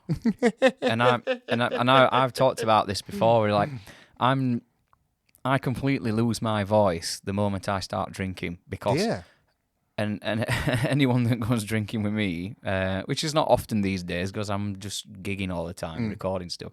But when I do, I go up a couple of decibels every pint, and and by the end, once we're like 6 to 10 drinks in, I'm shouting, and it don't matter if I don't have to be in a club to be shouting. Yeah. I could be in a quiet wine bar and I'm shouting. And obviously you start talking about things you wouldn't normally talk about when you're sober. And when you've got sober people sat trying to have a meal outside here and you're talking about shaving areas and random things like that when you're drunk, really loud, it's not appreciated. Yeah. And then they go, oh, go and sing. You can sing that song, can't you? And I can remember somebody asking me to go and sing Highway Star, which I can sing. Great song. I love that song. And I love singing it, but not after 7 to 10 pints and I've been shouting for 3 hours. Because it ain't going to sound like it. Yeah. Yeah, it's not for me. Libby thinks it's great, and I think she went somewhere that were she's been to like a karaoke bar with her friends, and I think it's good if I see it if there's maybe like a group of you that and you know everyone that's singing, but just hearing strangers sing, I'm not that bothered. So maybe I could allow it to happen in a house party. In fact, we did do a little gathering last summer at our house, and it was supposed to be more garden party, but there were thunderstorms. So I think it was like early July or something like that. So we all got set up inside, and we did have a few people get up and have a go. But you know them. That's it, yeah. And it works. If it's your mates. It's funny, and they're going to, especially if it's people you've chose to be around, and they're going to be entertaining as well. Because I've got friends who they'll do all the moves with it. You'd never get me doing that. Which they can do neither the singing or the moves, but they do it. And when you've had a few... See, that's it. If I have a drink, I think I'm Michael Flatley. Honestly, I love dancing when I've had a drink. You've got the rhythm, though. You're a drummer. You'd think. Yeah. You'd think. Yeah. I've been to a few Zumba classes and I'm rubbish. Yeah? Yeah. But you'd think... Libby will teach you. She teaches Zumba anyway. I know. Yeah. But yeah, I enjoy it, though. It's good fun. Well, that's what matters, isn't it? And to be fair, there's a lot of people that go to them classes that they can't dance anyway. They're just following the sequence. And it's about getting you moving, isn't it? Getting your blood pumping. It's a fitness thing, really. Because I'm a drummer, and obviously everything's done to time and everything like that, I want it to be right. Yeah. And I get really frustrated when I can't get it right. Do you know what I mean? Yeah. Well, that's it. That's the musician in you, isn't it? When you know you can do something and you just do that. And you do it well, and then you go and do something else. It might not be music related. And if you can't do it, I'm terrible. Me, if I can't do something, I'm awful at bowling.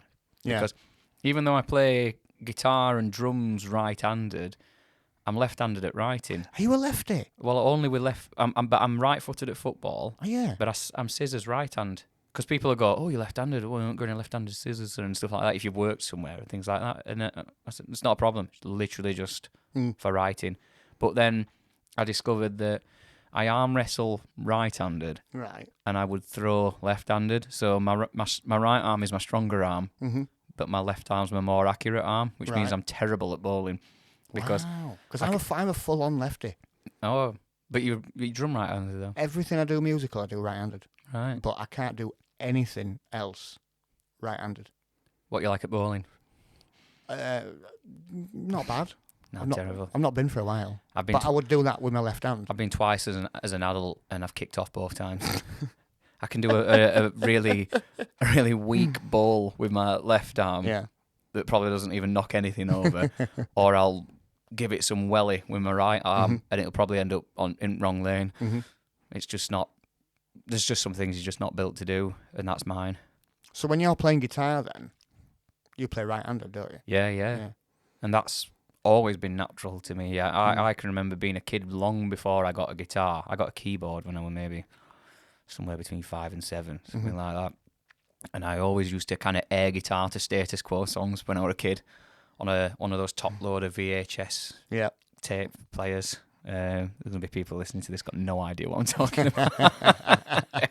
It's like watching a film but with this massive box that goes into another box that's really noisy. But yeah. See, when I first started, like drums, the only kit that they had at school was set up right-handed. And the drum teacher wouldn't change it round. So if I wanted to learn, I had to learn right-handed. Right. Which obviously I did, and it's not really affected me. But if I get kids coming to me now, I'll always say, look, are you left-handed, right-handed? You know, and if they're left-handed, I'll offer to switch the kit round for them. Yeah. Because I think they should have that choice. You know. But well, yeah, they should have the opportunity to make anyone that works on stage make their life difficult. You know, at festivals, and you've got the guy doing the monitors and a couple of guys setting up, and they go, "Oh, I've got a left-handed drummer. I have to swap it all around now." I've tried. I struggle to play left-handed though. I can do it to a degree. Yeah, but it's very shit. No, well, when I play drums either way, it's not very good, to be fair. I've got singer's timing, so it's not great. Wow. But I do enjoy it. I always consider, I did own in fact, I've still got a really knackered kit in storage somewhere. Then I sold just an okay little kit a couple of years ago. But I am considering buying an electric kit just for in here, really. Yeah, you get one in here, yeah. Just because I enjoy it. But like I said, I don't think I would ever go out doing it gig level, because I don't know unless I got good. Yeah. But remains to be seen. So well, I'll give you some lessons, mate. Yeah. Oh yeah. Well, there was always that, isn't there? Yeah. But yeah, I think I've got kind of undiagnosed ADHD though, because I've dabbled at multiple instruments throughout, but then never became amazing at any of them. Just I was obsessed with guitar. Wanted a guitar. 11-year-old, got guitar. Got loads of guitars now and bass and stuff like that, and scattered around the house and in the studio. And I'm always on them. But I never really push myself to go to a level that I would say I'd employ a guitarist. If I met someone that could play like me, I wouldn't have them in my band. I don't think you're a bad guitarist. I think you're great. I'm just Mr. Rhythm, but it's just. But because when I was a kid, I was playing guitar, and I was like, well, I'm not. This is just not going as quick as I want it to be. I'm not doing very well here. So I'd sing along to it, and that's how the singing part started. Because I wasn't that good at guitar. I think most musicians by default, on some scale, are kind of a little bit all like that. You know. There's always something that because even when you get these amazing guitar players, there's always something that they go, oh, I can't do that like so and so can. Whether it be shredding or some kind of tapping or sweep picking, whatever it may be, or bends. There's a lot of people out there. I see some amazing guitar players. They just can't bend, or they've got no vibrato and things like that. But there's they get good at one thing, and sometimes that's what they need to do what. To get through. Yeah. But it's like me. I did a session recently, and it was like a heavy session, and it was pretty much double bass drum pedal all the way through it. I've not played a double pedal since I was like 17. Right. So I actually borrowed a pedal off a friend of mine because I didn't have a double pedal, and I had to properly practice it. And I thought, it'll be fine. It's just like 16th notes, digga digga digga digga digga. it was fucking hard, you know. And because you don't do it and you don't specialise in that, I had to really practice it, you know. And I completely take my hat off to like the sort of metal drummers, because it's a technique that blows my mind, really, you know. Not that I ever really studied it much, because I didn't want to, but I have the utmost respect for it. Yeah. No, I'm the same with certain kind of techniques where, because people will kind of think, well, Matt can sing high and I can sing quite low, which people didn't know I could do, because I've never had an opportunity to do it until the last few years. But there's things I just really, really struggle with, and it's that kind of where you're up there for a note and then you kind of zigzag, like a bit of a jazz singer. Yep. I really struggle with that, and I sound awful. Is that going to make a noise?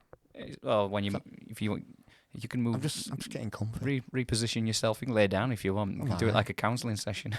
Oh God, my father left when I was 6. We'll be here for a while. Yeah, there's certain techniques I just can't do. But like you said, but it's if not. If you put the time into it, you could. Yeah, but I've never been in bands where I've really needed to do those things. But then when you try and sing along to something that you hear and you go, oh, I can't do that. But that's different to everything I've done since I was a child. Yeah. So, see, I love, like with that double pedal thing, I love learning new things. I get a kick out of it. You know, I've never played piano before in my life, and slowly picked it up and got a little bit better and better and stuff like that. But I actually get a kick out of the learning process. Do you know what I mean? Yeah. Which, because I'm a bit weird like that. No, it is nice to see almost like hear the progress, should I say? You know, we get to a point where we feel we've done so much with a certain instrument. You try something else, and you've gone from being quite good at whatever you're doing to then suddenly being this amateur with something else and looking like you've never played an instrument in your life. I've done it with stuff before. There's a saxophone behind me, and I started learning that 7 years ago. Can you play Careless Whisper? No, I can't. I can. About 7 years ago, I spent 3 months and I learnt some scales. And then, because I've moved house about 4 times since then, it's been in storage, and it's just got it back out this summer, put it in there, and I can't remember any of the things I'd learned. And if someone said to me, "Oh, you've got a sax, play something," I'd just make a noise. I wouldn't actually be able to. I can't recall anything at all. To be fair, it's unlike anything else I've ever tried to learn, because I've had a go. It's hard, isn't it? Yeah, because when you're playing a piano or a guitar, you know that your finger goes there. That's the note. With this, it's like, well, these 3 fingers do this, and these 3 fingers, and that finger there, and that thumb does that, and everything's doing something to make one note. Yeah, and it's weird combinations, and it's just remembering it all. Yeah, it's not stuck after 3 months of messing around with it.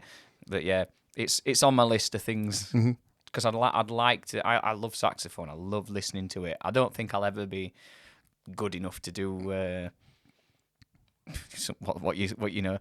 something on a Bruce Springsteen track or something like that. It's not going to happen. But like I say, it's the enjoying the process of the learning process. Yeah. That's the bit I do enjoy.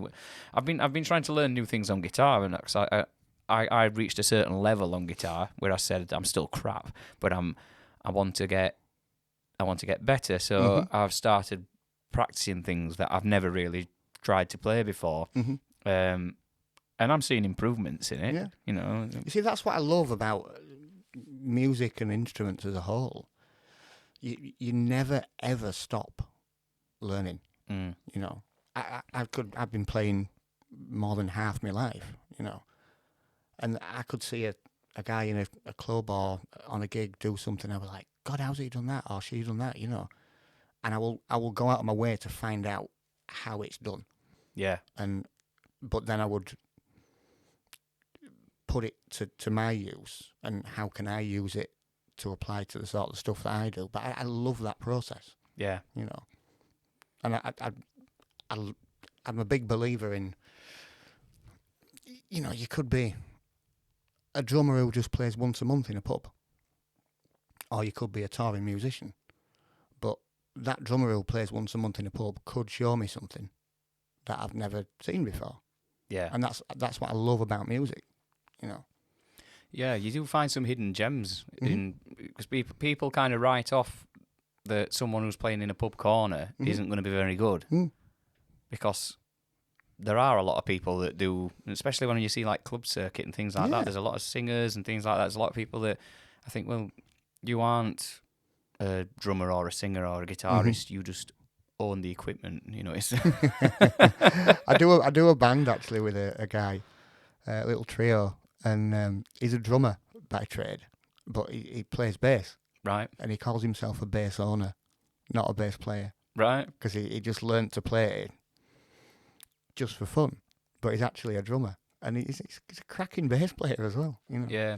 No, I know a few people like that. They're like amazing guitar players. They can shred and then they just go, oh, I just fancied playing bass for something or drums for this. Or But they're better at the guitar than they are at the other thing or vice versa. But yeah, it's what you enjoy, isn't it? Sometimes, like you say, you're not doing it because you've kind of made that piece in your mind. Go, oh, well, I'm not doing this because I want to get famous. I'm doing that because I enjoy doing that. You're drawn to certain instruments. Yeah. And I think it does you good to learn other instruments rather than just only playing one thing because you appreciate the work that the others have put in to get to the level they're at. Like when I try and play guitar or bass or drums, the level I play at is not at the level that everyone else in every band I'm in can play at. You know, I can't play like Jake on guitar, whether it's in Roxette UK or in FAHRAN. I can't play drums like you or Josh, guitar like Chris in FAHRAN and stuff like that. And Josh, the bass player, you know, they've developed these techniques that when you have a go at trying to do what they're doing, you just go, wow, that's you are actually amazing. Yeah. when you look at everybody, you know. I mean, I sort of fully submerged myself in the drums when I was younger and I was learning and things like that, and the whole technique thing, and I got really into like posture and technique and how your body moves and stuff like that. And not everybody is like that, and I get students coming to me and things like that, and it's not frustrating, but it is a little bit because they're not as anal about it as I am. Do you know what I mean? Yeah. But yeah, I got really into like the whole technique and everything. You know, it was. I still do now. Yeah. I love it. No, I used to. Long time back, I used to do a bit of guitar tuition for beginners and things like that. I teach quite a lot of kids, do a bit mobile stuff, and then I did have a little room at one point where some people come in and have lessons, and there's always certain ones that say they're not quite as passionate as you were when you were that age, when you wanted to learn. That's what gets me, yeah. And I think it's sometimes they've been pushed by parents, like, well, we need to get these kids off at street corners. Yeah.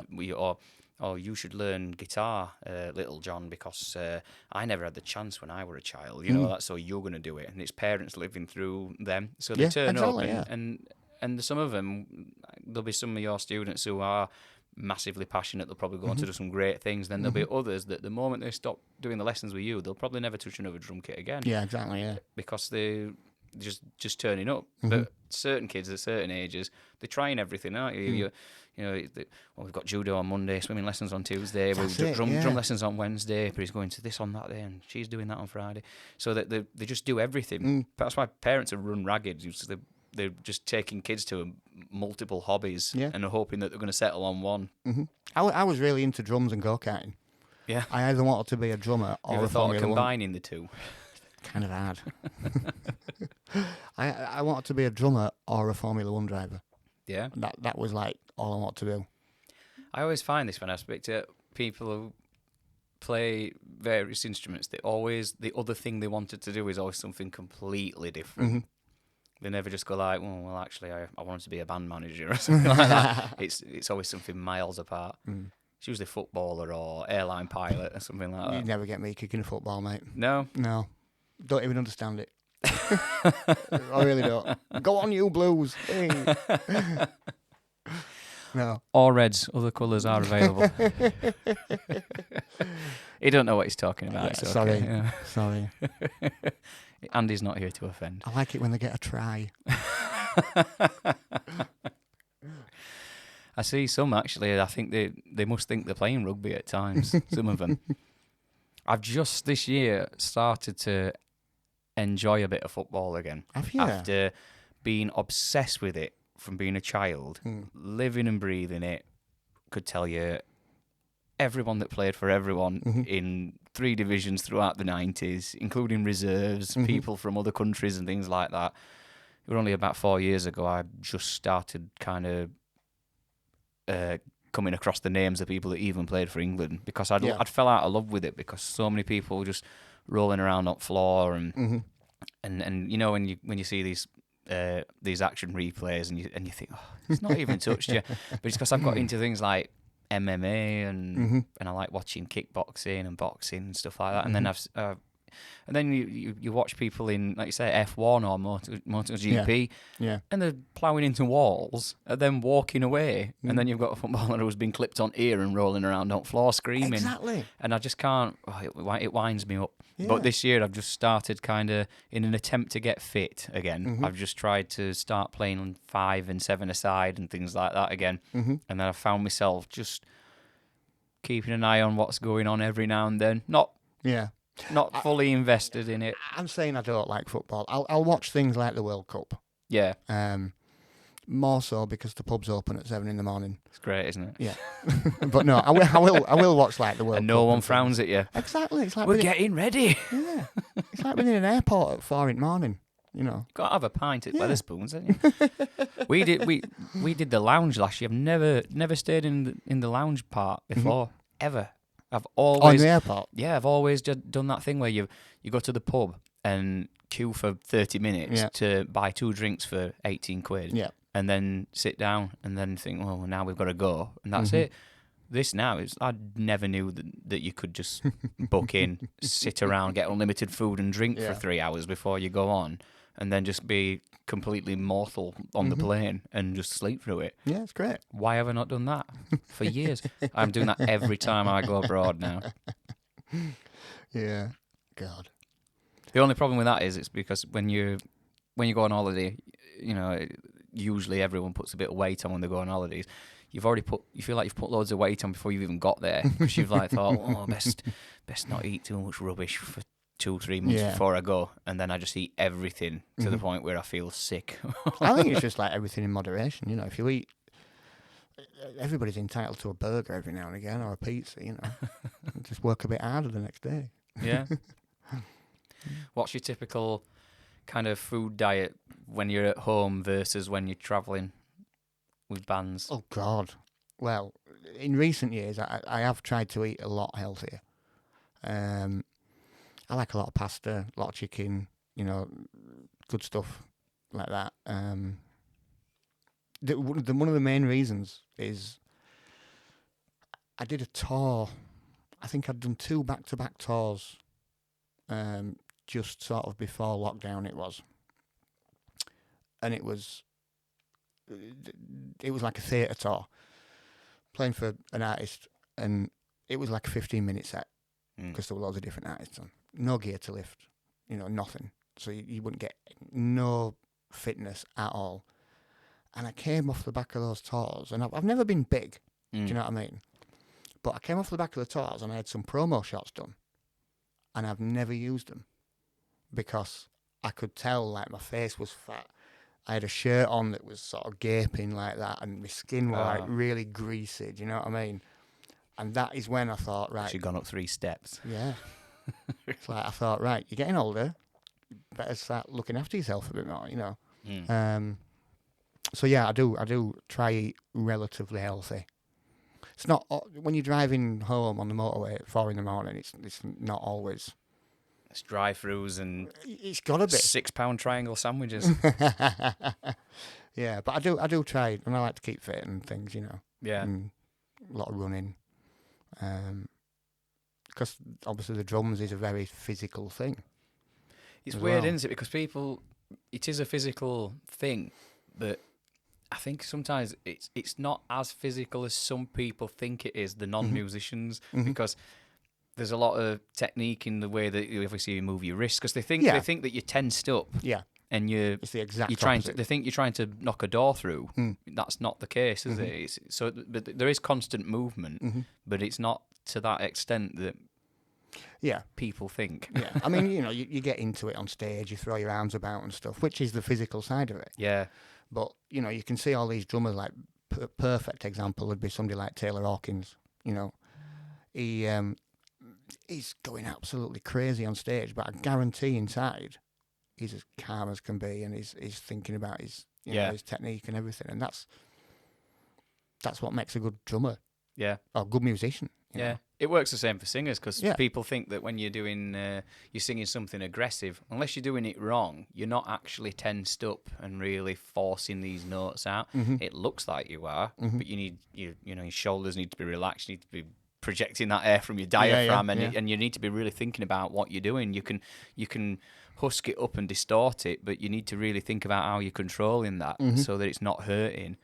Otherwise, like you say, but people think that when you hear these kind of guys singing, say like, I don't know, Corey Taylor, Slipknot, or anyone else that's doing any kind of growling, they're not supposed to be just really tensed up and screaming their heads off. Well, people like Dave Grohl, perfect example. Yeah. He how he can do that night after night that's not just luck, is it? He's obviously got the technique thing going on there. I think he must have learnt that at a later date, because I've seen tours where he's been near the end and he's been doing that a lot, and I think he might have been doing a little bit of damage because his voice sounded tired trying to do that kind of stuff, which it's like it's muscle memory, isn't it? Exactly, now he can do it, and he can just really rasp it up when he wants to, and that's great. But, I mean, I think the fitness thing for me is,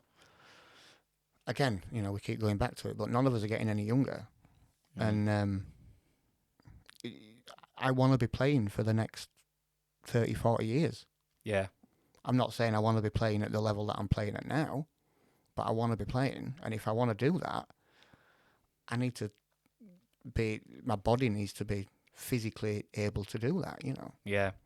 And the travelling as well with it, 'cause that takes its toll. You can't just rock up. And I mean, even people on the really high level, it's still tiring for them travelling around, because regardless of whether you're in first class or economy, you're still always going to be tired after travelling around. Yeah, it's probably more exhausting than doing the gigs sometimes, and they're just trying to kill a day when you're stuck somewhere in a new area, because you can't venture off too far. And people say to me, "Oh God, you go all that way for one gig and then you just do your gig and fly home. Oh, it's easy life." It's like, it's not. No. Most of the time you've got to be at the airport at, say, 6, 7 in the morning. You might have been gigging the night before. You've had to prep everything before you've even gone to the airport and travelled to it. You fly to wherever, Poland, wherever, You get there, you have a few hours in Poland, you do the gig, you have a few drinks after the gig, and then you're back at the airport at 5 in the morning. And that's a lot of travelling in a very short space of time. Yeah. And people don't realise that the travelling can take it out of you, They just see the part where you've walked on stage and you've done an hour or an hour and a half, and they go, "Oh, you've just got that for doing that." It's the shit that looks good on Facebook and Instagram that people see. Oh, yeah. And that's in every aspect of life, isn't it? People post things, and they only post the good stuff, unless they're one of those that likes to air dirty laundry. And just had a shit. Yeah. I don't need no man. Just me and kids from now on. Checking in at hospital. Yeah, but not putting any other information. Didn't expect to be here on a Friday. You okay, hon? It still happens, doesn't it? PM me. Yeah. PM me. Yeah, sorry, most of the world. it's only our views. You shouldn't do it. You shouldn't do it. Just tell the people that matter, and just give us some context. Don't just check in somewhere. If you've cut your finger, just put that you've cut your finger. Yeah. Not that you want 1 million people in your inbox. What's happened, hon? It has become that though. That Facebook and all of the kind of social media, it's everyone's becoming an attention seeker. And I know that sounds, a bit weird coming from the likes of us who get on stage and we do things, but we're doing things because we want people to see what we're doing, and we want, but there's a lot of people just, like I say, just put things on the internet just because they want some attention. It's for the likes. They live for likes. Yeah, exactly. And that's why when you mention about being a kid now, it must be horrendous because they think that, well, that really matters. I got less than X amount of likes for that picture. Yeah, exactly. That's people don't care about me. No one loves me. That's what they start being like. And I know this because I've worked with kids in care in the past, and a lot of people behave that way because it's all they know. Yeah. You see, I mean, you're obviously on my Facebook. It's not often I post things on Facebook. No. Because I'd rather post things that, like pictures of nice places. Yeah. That are good for memories. Do you know what I mean? I could sit and do drum videos all day long, but one, what's it going to gain? Two, I'm too busy actually working as a musician rather than trying to get Instagram likes. You know? And it's weird because it's a double-edged sword, isn't it? Because it's like you kind of need it and you kind of don't. Yeah, do you know what I mean? Because sometimes it can send traffic or opportunities your way, but then if you're already really busy and you're cracking on, you don't really need it. I love watching all these videos. I love the drum videos, and the guitar videos and the bass videos. I think they're brilliant and they're really inspiring. For me, if I was to do that, I can't really see what I'd gain out of it because I'm not a flashy drummer. I'm a groove drummer. I'm not a million miles an hour around the kit drummer. I just like to play the groove, which is what I've always done, and I'm completely fine with that. I said to you, I don't like doing solos. Yeah. But still, we make you. I know. So if I just posted videos of grooves, then I'd probably get a bit of engagement, might get a couple of sessions out of it.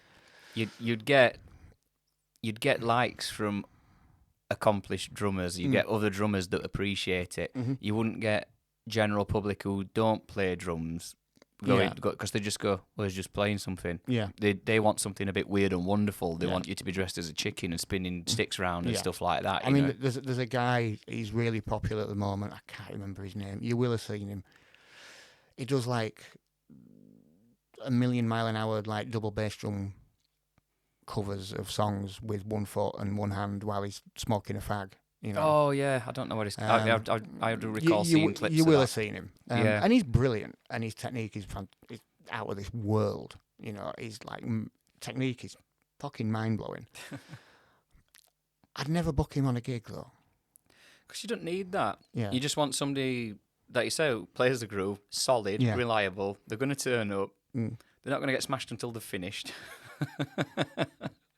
But they're not going to mess it all up, and they're going to do it well. But if you see, like, people like, I can't remember his name, but people like him, that's his, I guess, kind of career. I'm guessing he must make some kind of living from it because he's doing it all the time. Well, you do. And if he's happy with that, that's amazing. Well, because there's money to be made online now, isn't there, from the ad revenue plus whatever sponsorships come along, things like that. That's why you get people reviewing equipment. You'll get guys showing you newest drum kit, newest guitar, whatever pedal, blah, blah, blah.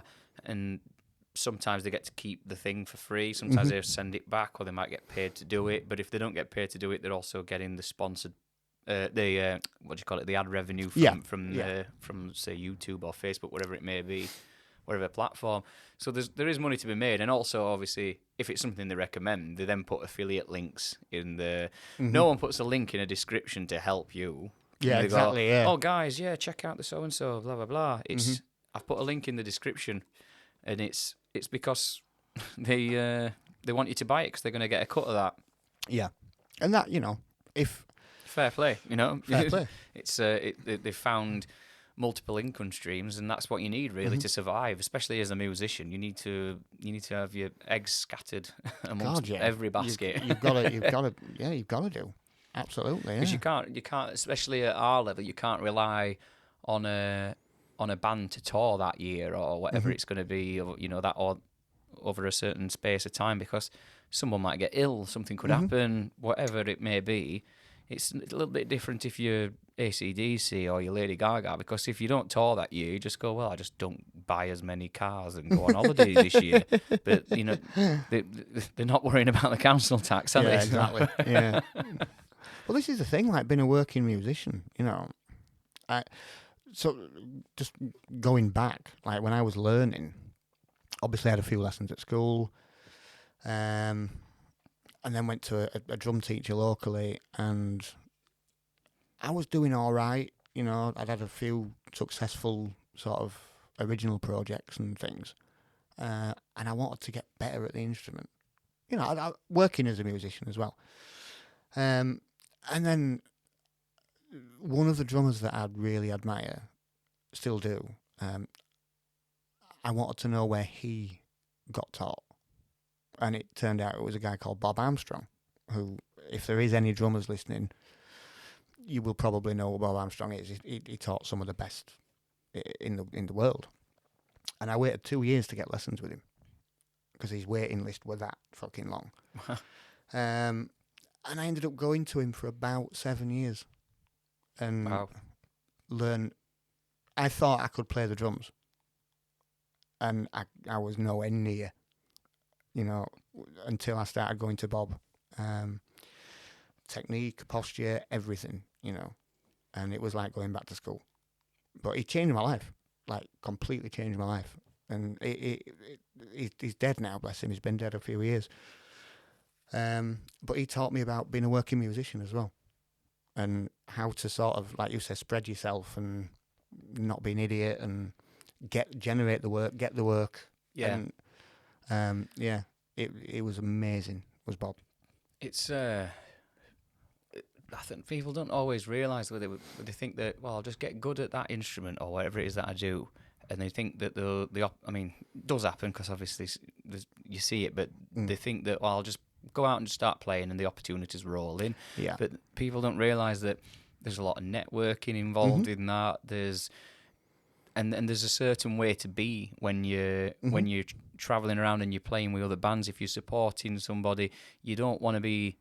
If you're problematic in any way, you aren't going to go on tour with them ever again. Gig etiquette. Should do a complete different show on just on gig etiquette. Yeah, and it's something some of us, we get taught it by people. Like you say, you come across people who show you. I've been really lucky. I've played in bands with a lot of guys who have done things that, like yourself, they've played some really high level stuff, but then they found themselves playing with 19-year-old me back then and stuff like that. But we were just doing like some covers and things like that, and they taught me a lot. And I've done it in previous bands where we've toured with certain bands, or we've played with a band supporting just as a one-off, and they've gone, great bunch of lads, helpful. Yeah.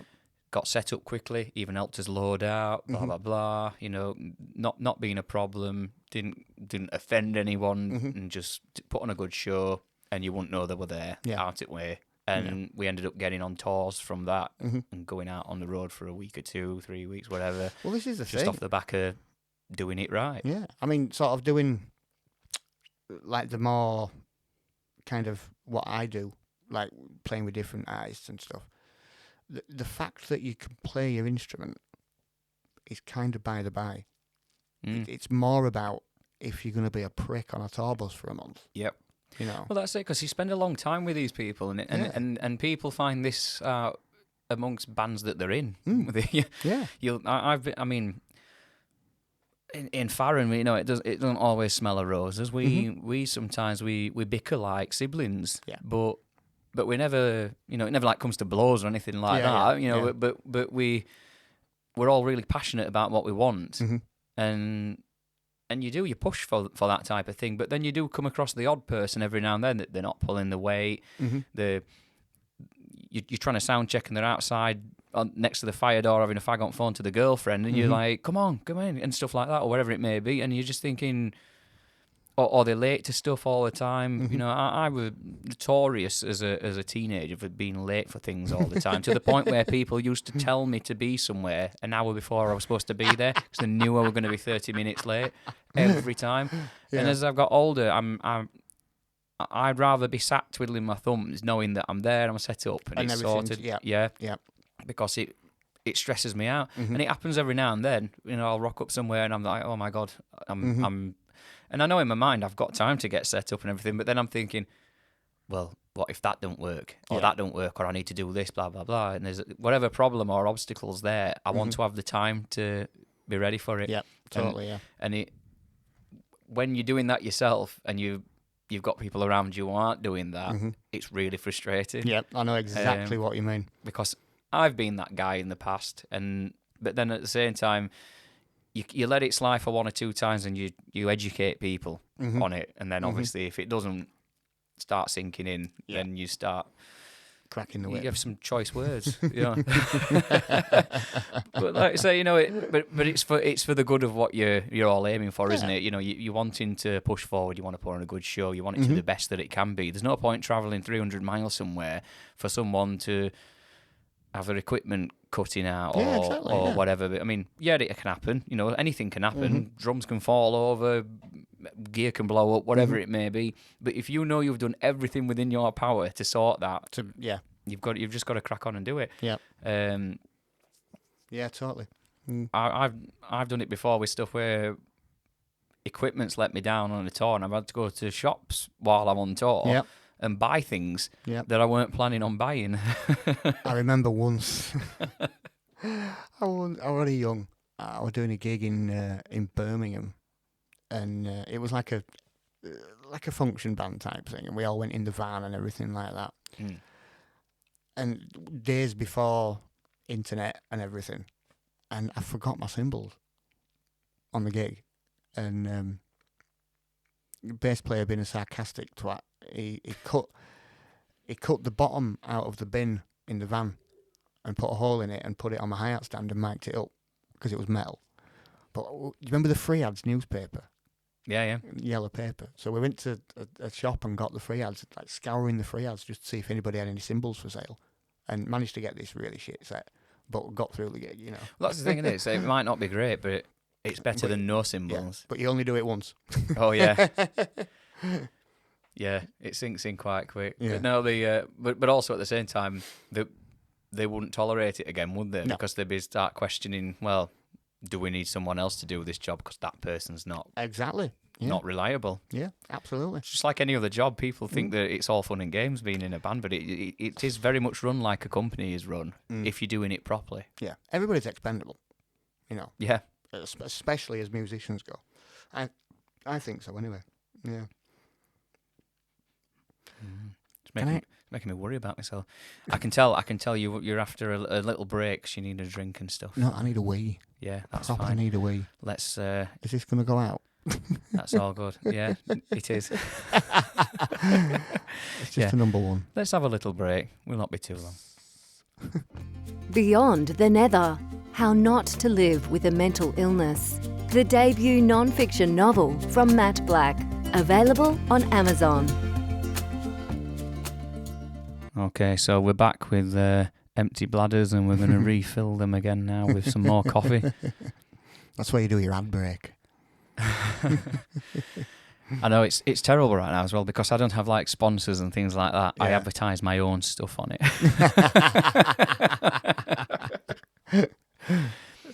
Which, even if I do get sponsors later down the line, I think I'll probably just still advertise my own stuff as well. Why not? It's my platform. I'll do what I want. What's happening with that? With your cap thing and your clothing thing? Oh right. Oh yeah, the 4500 Club. Yeah, that's so. I've always wanted to set up some kind of clothing line for a long time, and I've kind of like dipped my toe in water and tried it before, but working with other people and stuff like that, and it didn't go how I wanted, so I've just pulled away from the idea. I've got one of the caps on now. I noticed earlier. Yeah. But yeah, I want to not necessarily do kind of rocky clothing.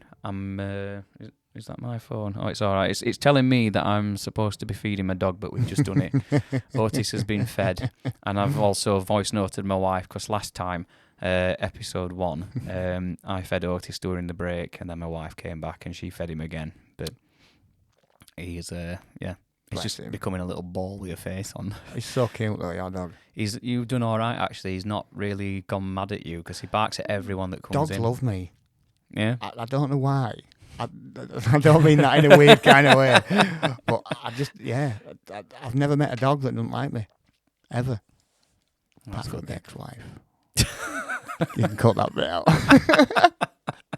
I'm not cutting it. No, what were we talking about? Oh yeah, the clothes. Yeah, so I'm not necessarily thinking, I want to do kind of like rocker, kind of gothic type clothing. It's like I've always loved the kind of variety of clothing that's little bit hybrid from it's stuff that you could wear on stage, but some stuff that you could probably wear if you went out to the gym or went running and stuff like that. So I've got a lot of designs in motion right now. It's weird because I weren't really planning on talking on this. Sorry. No, it's fine. But yeah, I've got these designs in motion, and I've got various factories that I'm planning to do these things with, and my aim is to announce it all next year, and it'll all go live, and I'll have various stock that I'll be able to just try out and see if people like it. That's cool, that. But originally, I mean, I thought, well, I'm going to get all the samples and I'm just going to wear them myself anyway, at gigs and stuff. That's just for me, really. So yeah, I'll be doing all sorts of stuff. Be more like hats, t-shirts, hoodies, joggers, and things like that. I'll wear some t-shirts and hoodies. Thinking of doing like gym leggings and stuff like that. Yeah. If any ladies or gents want to wear them, because it's become a bit of a trend now, isn't it? Running leggings. Yeah. I can't wear running leggings because they don't. You've got to have muscular legs for that. I know, you're the same as me. They'd be really baggy on us, wouldn't they? They'd just look like 90s suits on us. Yeah. I can't wear caps though. I look like a really cheap Fred Durst if I wear a cap. I'm not paranoid at all. It's weird because I always used to like wearing hats and stuff when I were younger, and everyone always said, "Oh, well, that's why all your hair started falling out." And I think that's rubbish. So it is a load of rubbish. Yeah. That's for another episode. I've got some people coming in to talk about that type of stuff at some point. Yeah, so who are within that industry. But yeah, it's got nothing to do with it. It's all in your jeans. Of course it is. Yeah, not the ones you wear. But yeah. But it's like I quite like wearing hats unless it's red hot and you're indoors. But it kind of, because I haven't got like the big hair or anything like that or whatever type of hairstyle it kind of completes for me whatever look or mood I'm going for. So I've got so many different hats. I must have got I don't know 40, 50 hats in the house, different types. Yeah, I've never worn them. I'm worse for shoes though.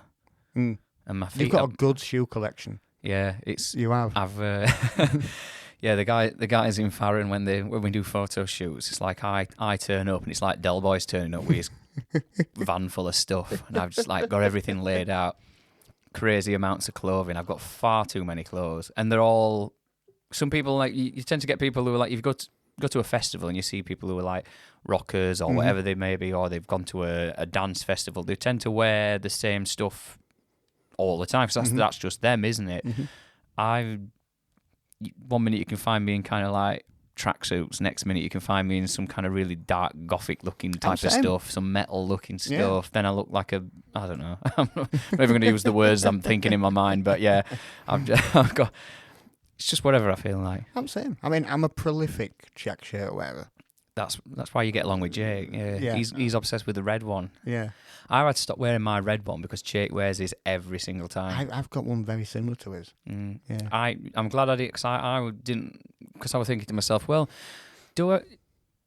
I'm doing a podcast. Yeah, it's filmed for the ones that want to watch it, but you kind of get a little bit in that mindset that, well, I'm only walking down the garden to the studio to do this, and I'm in my house, and so it's all really comfortable. So I could just dress like an absolute scruff, and then I remembered that anyone can watch this from anywhere, as long as they've got an internet connection. So. Yeah, so I thought, I best shower and trim my beard. And I were looking at one of my check shirts earlier, and it's a black and yellow one that I've got. I either wear check shirts or like polo shirts. That's about it. Yeah, I've just gone back into polo shirts in the last few years. Not been. I've always been kind of a like band T-shirt type thing, or something that looks, it's got to have a skull on it or something, or whatever, all that type of stuff. With skinny jeans. Skinny jeans are a staple for me. That and jogger bottoms now. I'm obsessed. But they've got to be skinny fit. That's your age. Yeah, yeah. I've never worn a band T-shirt ever. Have you not? No. It's weird because like Libby, she listens to us and FAHRAN and things like that, but she's not really into really heavy stuff. So some things I listen to, she walks past and goes, he sounds angry. but sometimes she buys things from places that look cool. So she bought this top that were like part netted and studded and everything, and it had got Metallica on the front. And every time she goes out with the girls and wears it, I have to reel off an handful of Metallica songs. I says, just in case someone asks you to name 3 songs. Yeah. They do them in Primark, don't they? All band T-shirts. Yeah. Now. I ended up buying a few I think I bought a Motorhead one from there and a few others. And H&M used to do it for a while. That's it, yeah. They've got why are we talking about clothes? So all of a sudden I got right into like a line they do called Divided, and everything was black or grey, and grey used to be my summer colour. So and everything looked a little bit rocky, a bit grungy and stuff like that. Not kind of like gothic, I would say. But yeah, end of the day, it's whatever you like, innit? Yeah, and Libby's so colourful. Like when we first got together, she had blue hair. When we got married, she had blue hair. She's only gone blonde again for the Roxette tribute. But she wears things that are so colourful, and some stuff that she buys that's absolutely hilarious. And she laughs. She goes, "Look what I've bought," and she's laughing before she's shown me. But there's something about she can get away with wearing certain things. Yeah. I can't just chuck anything on and just hope and think that it's going to look good, because it's not. It's not often I wear black. No? Very rare, yeah. But I've started wearing colour more now. I'm with Libby, but not just because I'm with Libby. It's just kind of opened my eyes to there are certain things that I quite like that I never thought I would, and it's just because I've seen it. Yeah. But yeah, I don't know. As well with the kind of approach that we're going on with the new FAHRAN stuff as well. It's not quite as classic rocky. It's more modern, a bit more modern alternative metal, I suppose, in places. Still really melodic. Yeah. With these little hints of aggression, but the stuff that we're all wearing is all a little bit more modern. We're not turning up in Converse and black vests and stuff, George vests. But so yeah, I think it's kind of had a bit of a ripple effect on everything else, really, clothing wise as well. But I thought, well, now or never, I'm gonna get something set up. And even if it doesn't go really, too far, I'll wear most of the stuff myself anyway. I think it'll be good. Yeah. But yeah, I just like the idea of it. I like designing stuff. That's what I wanted to do when I left school. I wanted to be either an illustrator or a graphic designer, and I got accepted to do graphic design at college, and ended up not going down that route in the end. Did something else, but I like doing stuff like that. That's why I most of the time I make a lot of my own posters and logos and things like that for bands and artwork and stuff, because I like doing it, and I like messing around with Photoshop and stuff like that. So it just. Yeah. I used to be in a band years ago called Happy as Fish. And I did not expect you to say the word fish then. And the singer, Jim, I think he did an art degree or something, and he was the same, like really, really creative. And he designed all the posters, obviously this is before days of internet and things like that. And he was like, he'd hand draw all the posters and everything. It was brilliant, mate. shit singer, but brilliant at art. He wasn't a shit singer. He was great. Bloody hell. He was brilliant, actually. He was Yeah. a really good singer. Yeah. I don't know. If you're either a creative or you're not, aren't you? Absolutely, And usually, you do one thing, and as we mentioned before, it's not just because that's the only thing you can do. You're just drawn to something within that field, and then it's whatever you're influenced by. It's whether you saw a singer for the first time, you wanted to be that singer or that drummer and things like that. Yeah. You know, I only wanted to play guitar because my dad used to air guitar to Status Quo, and we'd just headbang in the living room and in the car to that type of stuff. So it's just what you see and what you're exposed to. I mean, I'm influenced by people that are being shown by my grandparents and things like that. So that's why my taste is so varied, because broad, because I like just like everything. Like my dad, he's always had like a day job, but he was a DJ as well back in the day. So there was always loads of different music in house. Lots of Queen. He was a big Queen fan, which has kind of rubbed off on me a lot. I love that band. Lots of Beatles, but then all these other genres as well, because he was DJing all the time, you know, and that's kind of rubbed off on me. Like you say, it's what you get brought up on. I've done about 10 events where I've had to DJ, and you do actually come across things that you've never heard before. You tend to get a lot of people coming up to you asking for whatever were the trendy song that week, multiple times in the night, but then you'll get someone ask for something that you've never heard of, and then you think, oh, I ain't got that, I should check it out. And I used to, because I'd gone from a point of being so kind of, went through a little point of being a little bit close-minded with music, just going like, well, it's either this or nothing else, and then all of a sudden I listen to anything and everything. I love discovering new music now. I'm obsessed with it. This is the thing as well, just sort of going back briefly to the clothing thing. Obviously music and fashion go kind of hand in hand. And I think, I don't consider myself to have like a style, you know. And I think that's because I've always listened to different music. So I just like the clothes that I like, rather than trying to be like in a grunge band or a metal band, or it's kind of settling into a community, isn't it? You feel accepted. Yeah. I go to these type of festivals or this type of tours, and I dress like this, and this is me, and that defines me. And then, but that's not to say that, like, when you see someone who's dressed like a bit of a rocker or a metalhead, that's all they listen to. Yeah, exactly. That's usually not the case. But yeah, I've done it. I didn't really dress too rocky in my teens and 20s, and then I started dressing a bit rockier, and then I've kind of like just come away from it again and just wear whatever now. And it's like the music, like you say, because they go hand in hand.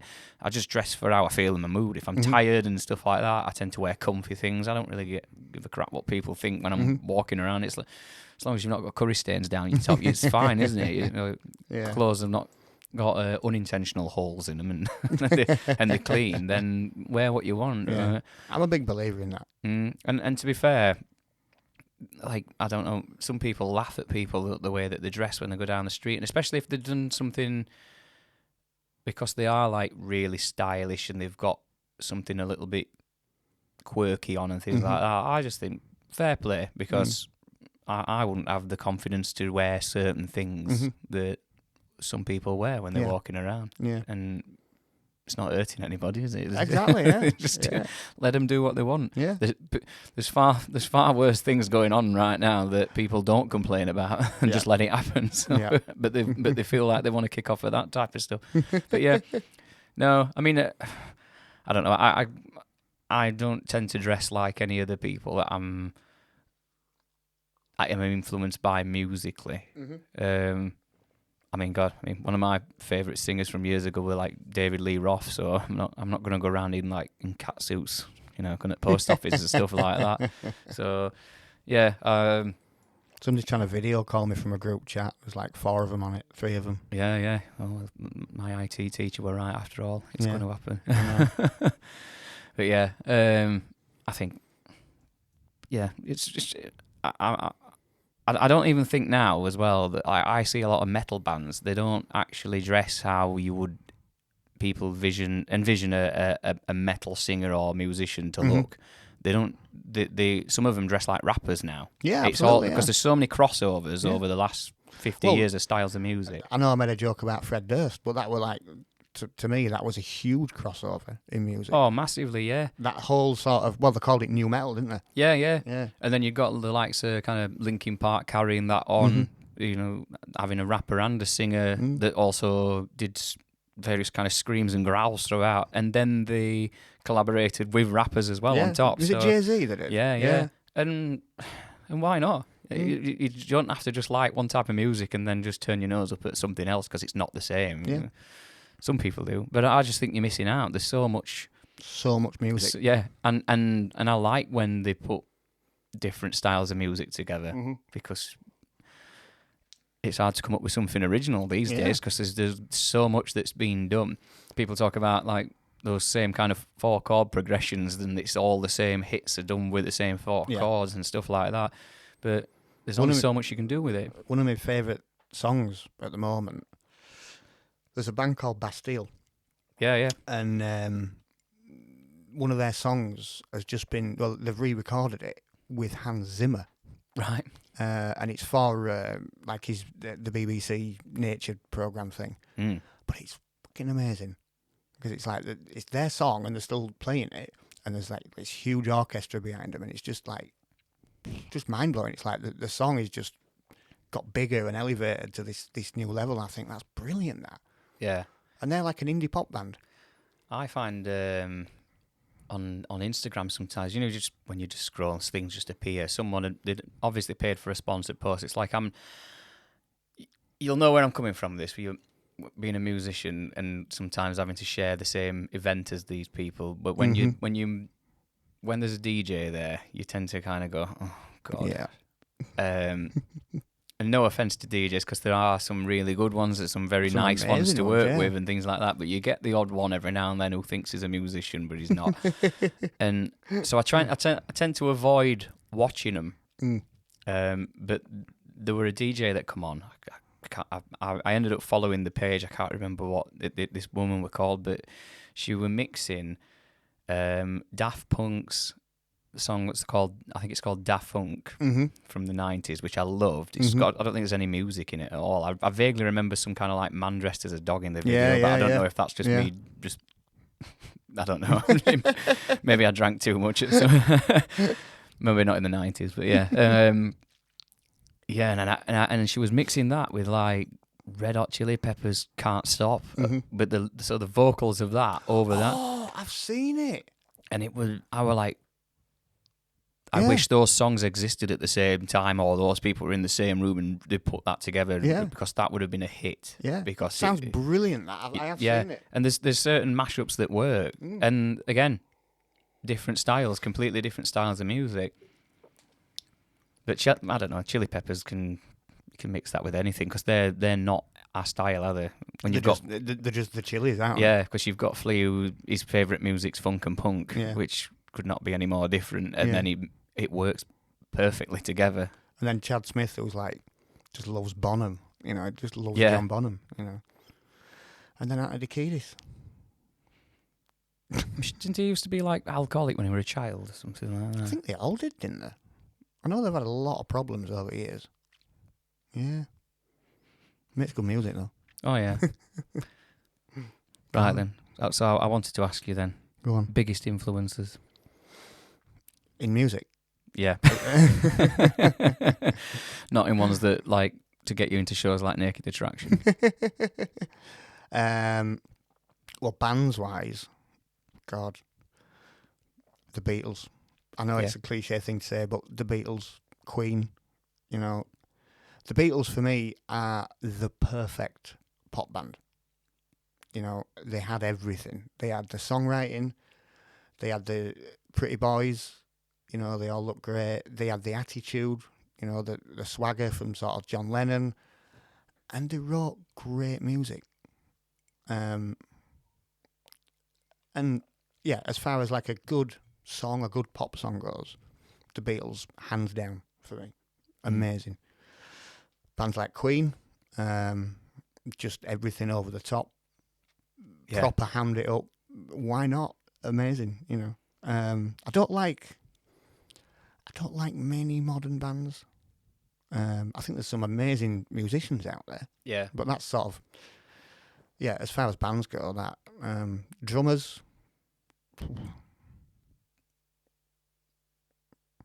The biggest influence on me was Bob Armstrong. Yeah. Who was my teacher. Yeah. I literally hung off every single word he said. He changed my life. At the time when I first started going to him, I was on a bit of a path. Didn't really know where I was going, wasn't very happy. And more than just teaching me to play the drums, he taught me a lot about life and everything else, you know. And he became, more than a teacher, he became a really, really good friend as well. So he's like up there for me. But then as far as like other drummers go, Steve White, he's the reason that I went to Bob, because I loved his playing and I wanted to find out where he got taught. Stuart Copeland, Police, Roger Taylor, Queen,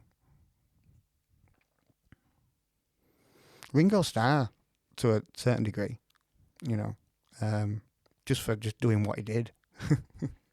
Brilliant. People kind of dump on him, don't they? But just because it's not complicated, but it doesn't have to be complicated. No. He played what was perfect for those songs. And he was a lefty, or is a lefty. Oh, really? Yeah. And then, you know, sort of a little bit more modern, Taylor Hawkins, I'd say. You know, I think he's one of the best rock and roll drummers of all time. I was very, very sad when he died. Yeah, he was amazing. And Dave Grohl, I think, is a great rock drummer as well. You know, and then there's guys out now. There's a young guy called Grayson Necrutrum, I think his surname is. He's a young lad from New York, and it's like watching Buddy Rich. Right. He's just that good. He's phenomenal, and he's into all the big band stuff and things like that. I like drummers who change the way drumming is. Do you know what I mean? I like, what's the word? Is it innovative? Yeah. Weirdly, we've just lost an amazing drummer. It just got announced, I think yesterday it was, a drummer called Aaron Spears. And he was only, I think, 47. And he changed drumming. There's a style that they nicknamed gospel chops. And he was kind of one of the pioneers of that era. Phenomenal powerhouse of a drummer. And I took a lot of inspiration from him. He was brilliant. But then, you know, they're like the famous ones. And then there's local guys who inspire me as well, you know. A guy you probably won't know him, is an older guy called Mick Wake. I used to admire him when I was growing up. He's just a pub drummer, really. Another guy called Pete Tate. He was just a pub drummer. He was just like John Bonham. He was brilliant, you know. But yeah, so many different drummers and musicians inspire me. And like we were saying earlier, it's like you can take little bits from every different musician, you know, and then sort of put that into your own playing. But just music inspires me, you know. That's always been my big thing. Music inspires me. A good song is a good song, like we've already said, you know. I could waffle on for hours about this.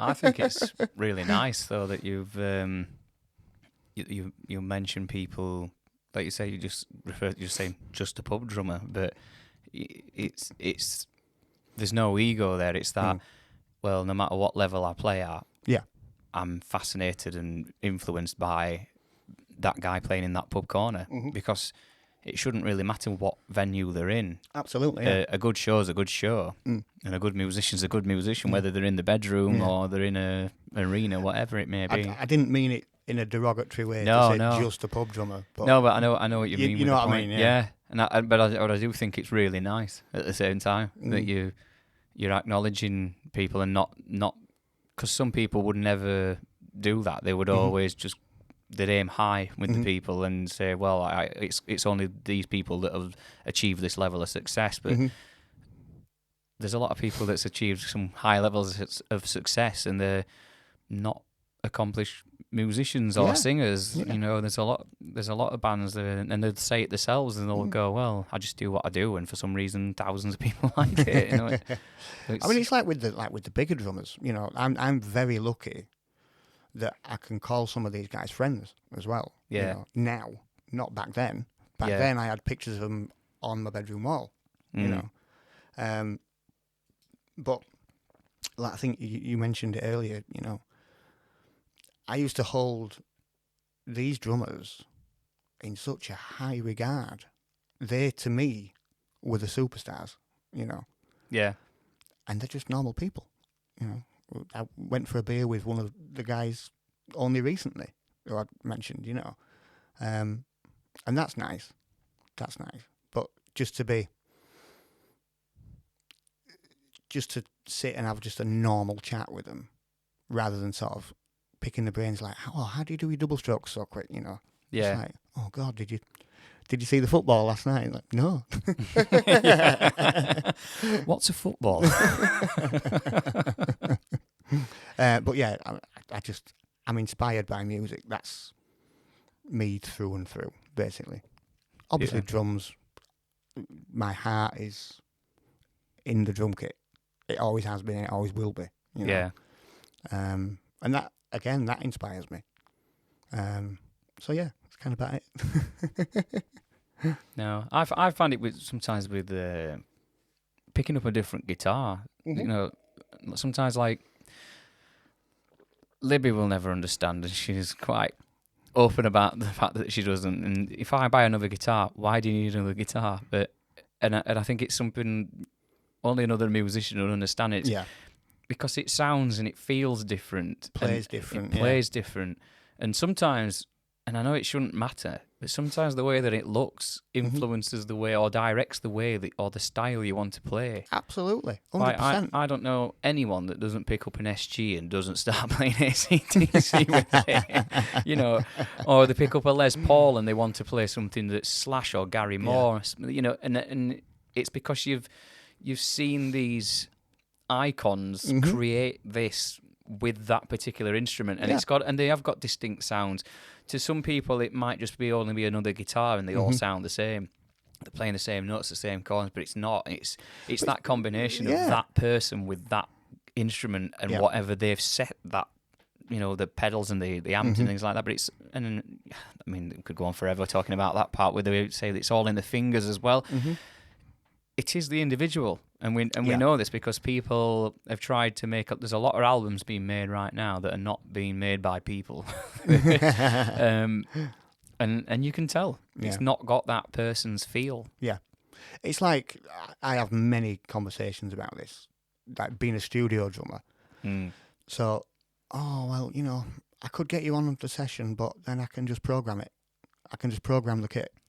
Yeah, it's like, well, yeah, you can, but you're never gonna get. I mean, some of the drum samples now, they sound amazing. Yeah. They sound phenomenal. I would be able to tell if it was a real drummer or not, you know. Yeah. Maybe not everybody can, but then you're never going to get that human feel. No, it's too robotic, and sometimes because sometimes you get things wrong when you play, and people go, leave that in. Yeah. Like, we've done it before, and I track a vocal, and I'll go, I need to do that again. Why?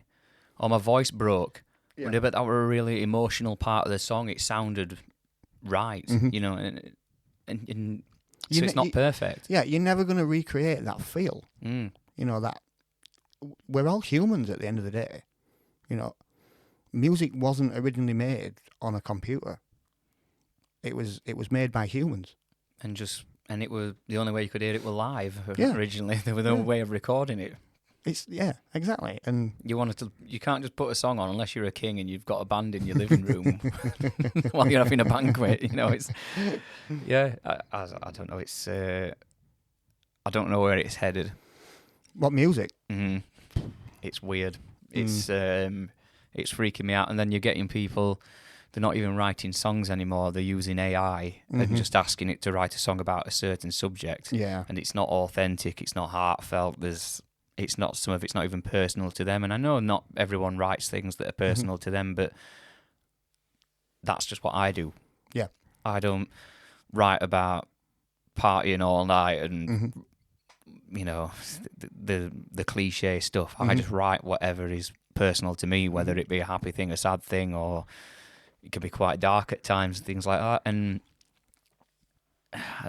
I just couldn't rely on a robot to get a message across or to express a feeling because it's usually if I feel a certain way, like we're talking about, you put music on for your mood. If there's something that is not cutting it, that's when I start writing, because my brain starts thinking, I can't find music to relate to for this particular feeling. Yep. So I'm going to write a song that covers that, fills that gap, basically. Yep. And you know yourself as well as a songwriter, that inspiration to write that piece of music could come at any time as well. Do you know what I mean? It's so frustrating as well. Yeah. I mean, it's great that there's voice notes on phones and things like that now, but oh my God, you could be anywhere and you're like, oh, I need to get back to my computer and track this quick. I've woke up many times in the middle of the night with a drum beat in my head. And you know, at 8:45 in the morning, I'm rushing to the studio to give it a try, you know, and that's brilliant. I love that because I think music is that impulsive as well. Yeah, that's the first. I think sometimes I don't work very well because the guys will in FAHRAN will talk about, oh, we should do what some bands do, and they go and get like a cottage in Scotland and we'll have a weekend and we'll write and drink and I can't perform on demand. Exactly, but that's it. It feels forced. It feels like it's been forced. Yeah, I the best stuff I write is usually when I weren't even planning to write it.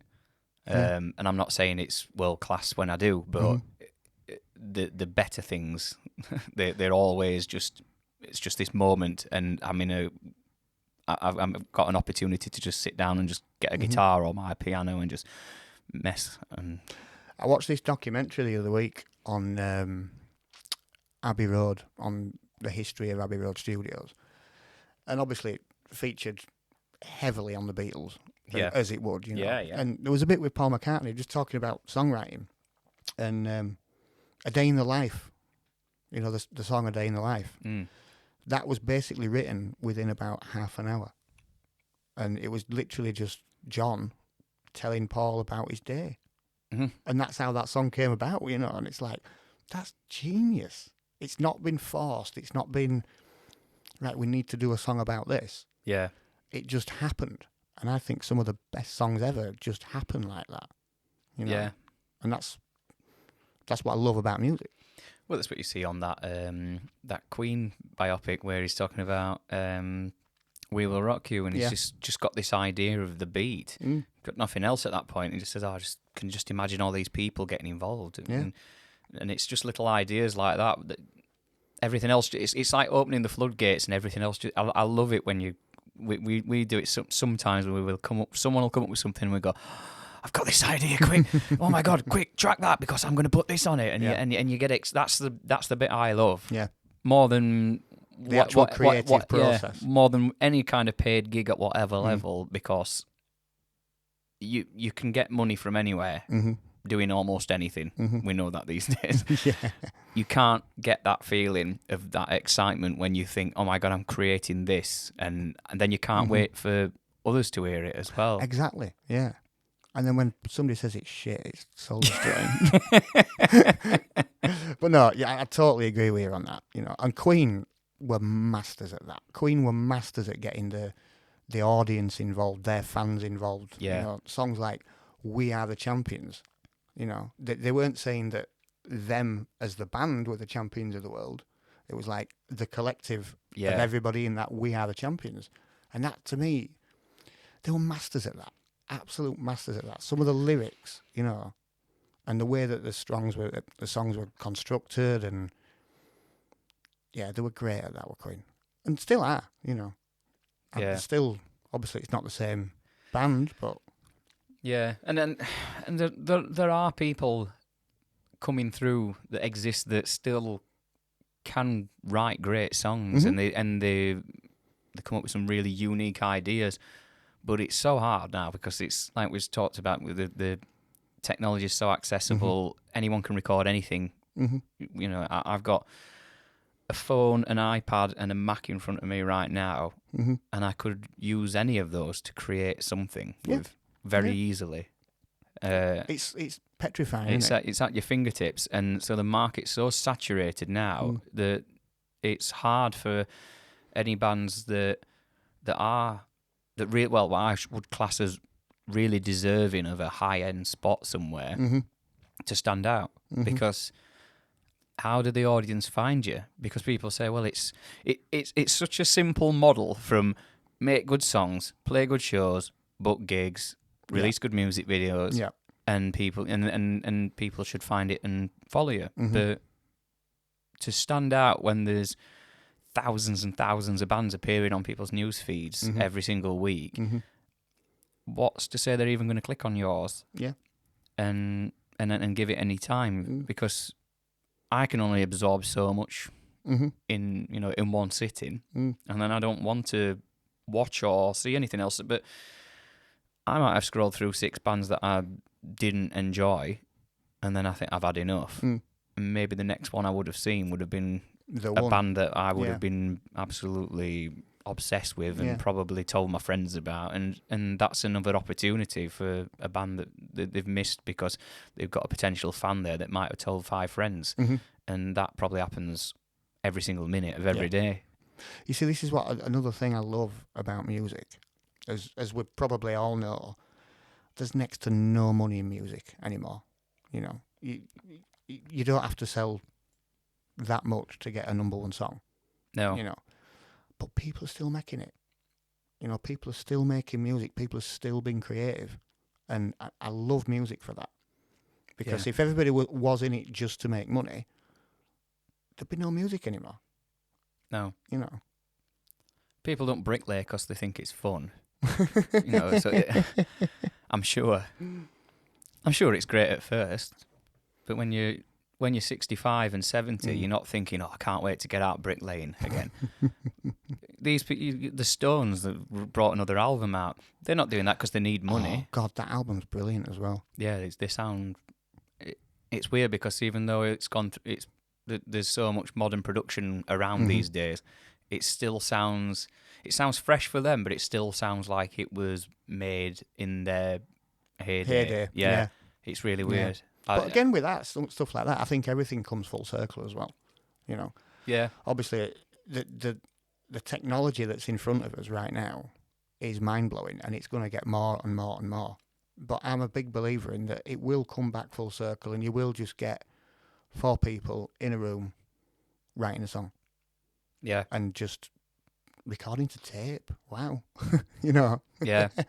And we record on Logic, and it's all multi-track, and you start and you stop and you layer things, and so that's just the way it is now. But I would love to have a go at doing something quite raw, but it's just recorded live. Yeah. All There's a really good friend of mine called Joe, and he actually plays at a Beatles tribute, or he used to do at least. And he has his studio set up, and he's got a podcast actually as well. Yeah. But give him a plug. What's he called? It's John Montague, his name is. Check it out. Can't remember what his podcast's called. I'm sure if they type his name in and then it'll come up. Anyway, he was in this Beatles tribute and got his recording set up, and he's gone the exact opposite of what most people do. So he's got records the tape, you know, it uses as much analog gear as possible. But the drum sessions that he does, they're all geared towards that sort of 60s sound, that 70s sound. And he's gone full hog at it, and it sounds brilliant, you know. And how he controls that studio, I have no idea. It's all still mind-boggling to me. Yeah, old studios scare me.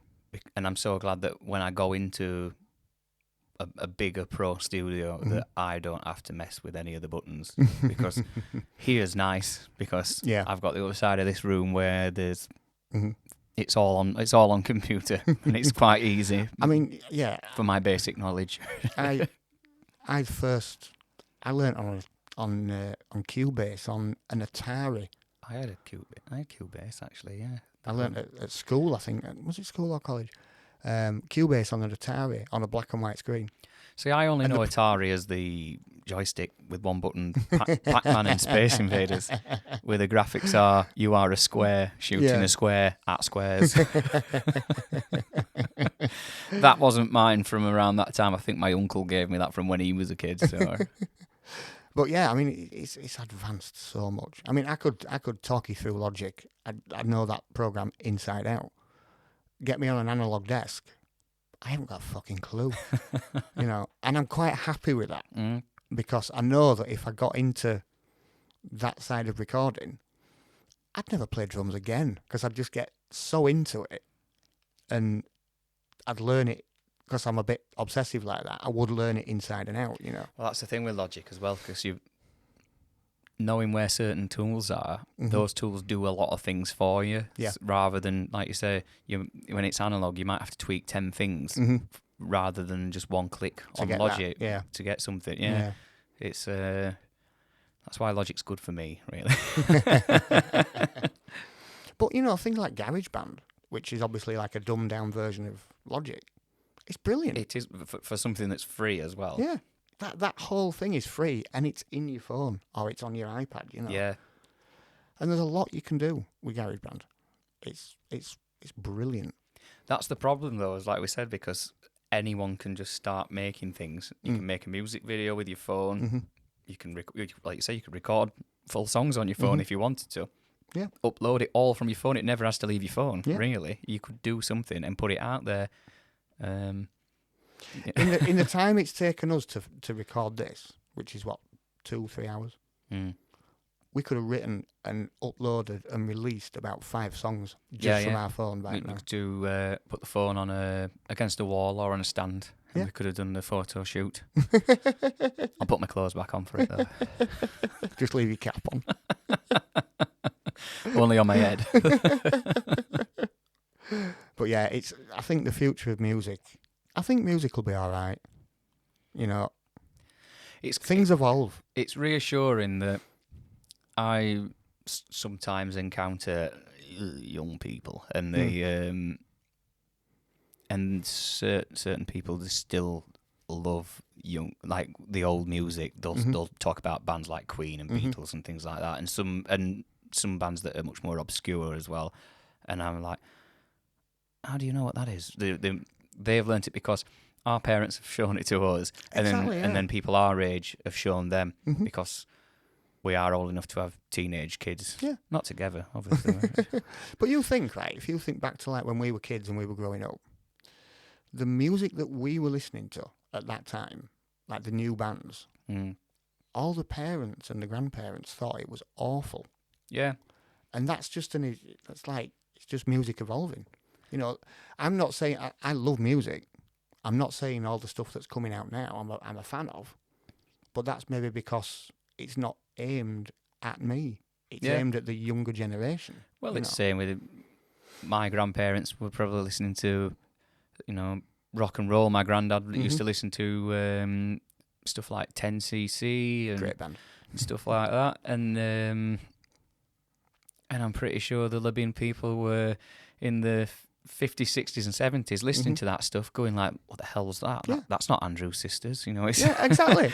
and that's when you know that you're getting older, and it's not that the new music's rubbish. I mean, don't get me wrong, there are some things that there must just be. I mean, it's just my opinion, but I'm sure there's lots of people that agree, but there's also lots of people that disagree. But you hear certain stuff and you go, what the hell's that? And it's on Radio 1 or whatever. And then you find that all the stuff you liked that you were growing up is now on Radio 2. Well, I just listen to the Archers now. It's still going, isn't it? I didn't know. I found out earlier this year that's still actually. But it's just like that whole progression thing, isn't it? That's never going to change. you know. No, and it shouldn't. I don't think it should just. If we'd have just stopped in the 80s when everyone said that the last of the good music was, because a lot of people don't like the 90s because I'd have been fine with that. Yeah, that's the thing though.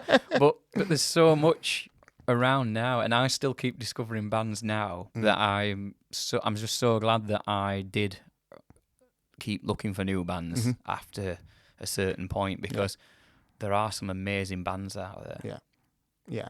It's like even in the 90s though, like I was heavily getting into music at that time.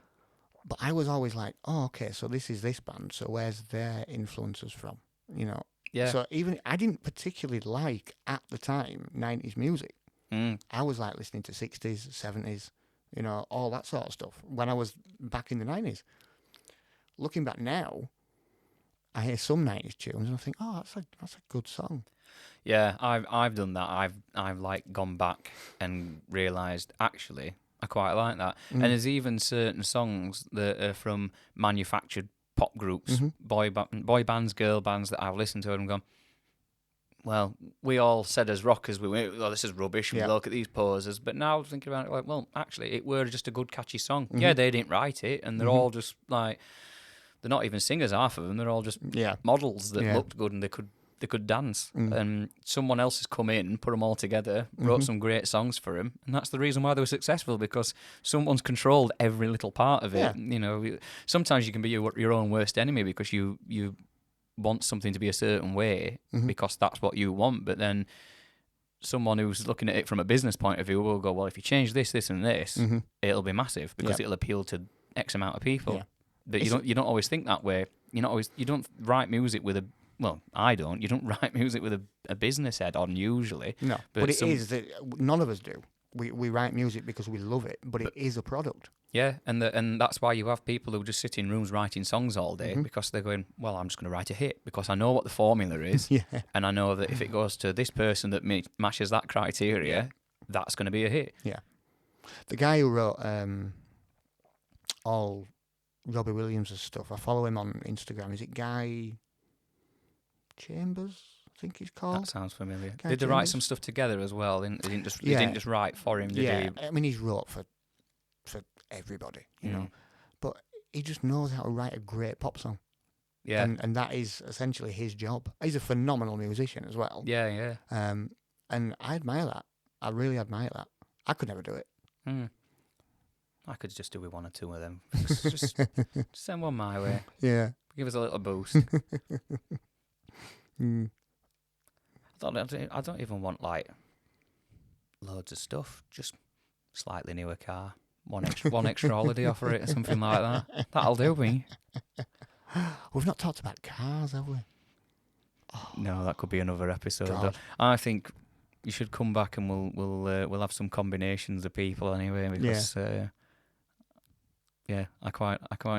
think there's so, like I said with when I had Andy and Dale last week. We could have just talked for hours. Yeah. But I were quite conscious that listeners' attention spans, they might just kind of go, well, God, these lot, there's only so much Yorkshire accent I can listen to.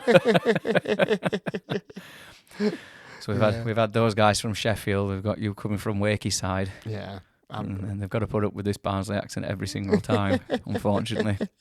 I could use AI though and change it. I could have something. God. I could be like Betty White or something like that. Betty White, where did that come from? So, my mind's like a pinball machine. It's just bouncing around off pieces of information. I'm saying undiagnosed ADHD. Yeah. I did get tested for it actually when I was a kid. Did you? They said I'd not got it. And they thought that I was deaf as well. Because I weren't responding when they were shouting me. Just turned out I was just really ignorant and engrossed in whatever I was doing at the time. Yeah, I think most musicians are slightly like that. Yeah, you've got a bit. Yeah, slightly sort of, what is it? Is it Asperger's? Where you're so into something. Yeah, I've got. Well, I know quite a lot of musicians who, they're kind of like on autistic spectrum and things like that, and far more creative than I could ever be. Yeah.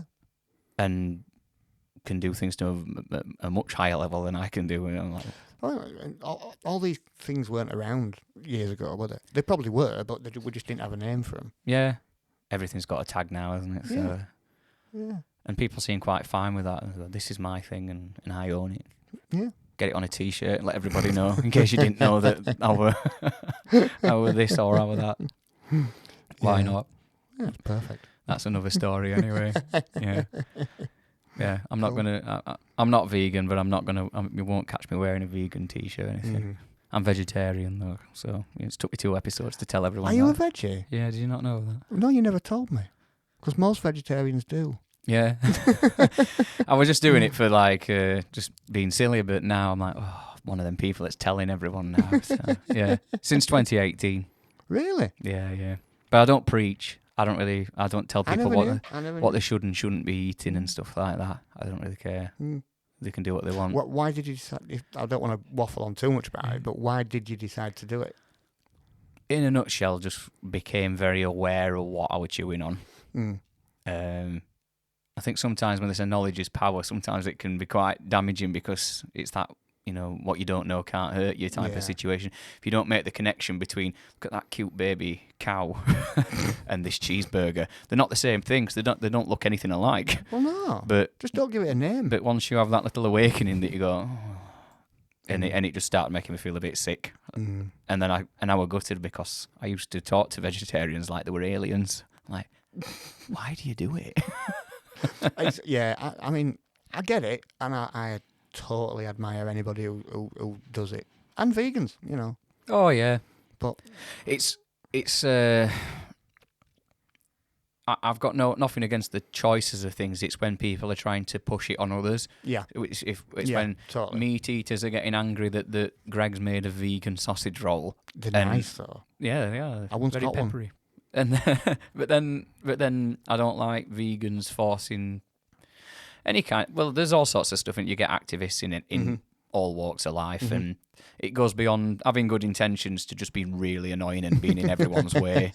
All these people that sit in the middle of the road and stuff like that. Yeah. So yeah, it's not for me. I ain't got time to do it. I ain't got a telly license. I ain't got time to watch normal telly. So I'm not gonna. I ain't got time to sit outside somewhere with a sign. Yeah. I mean, everybody's entitled to their own opinion. For me, I'm not a vegetarian. No. And I'm not going to try and make you be one. No. I love meat. Yeah, we'll save that line for the casting couch episode. Cool. Right. We better call it. Yeah. But, let's call it. But you'll be back if you want to be. I'd loved it, mate. Yeah. Oh, God. Anytime. We'll make sure there's more beer for him next time. We'll get some nitty-gritty stories out of you. God. Well, thank you very, very much. I've really enjoyed it. And I will be seeing you at the weekend anyway, because we've got gigs in Barnsley and Stoke. So look for Roxette UK on the internet, and you get to see our ugly mugs. Great stuff. Thank you very much. Cheers. See you later.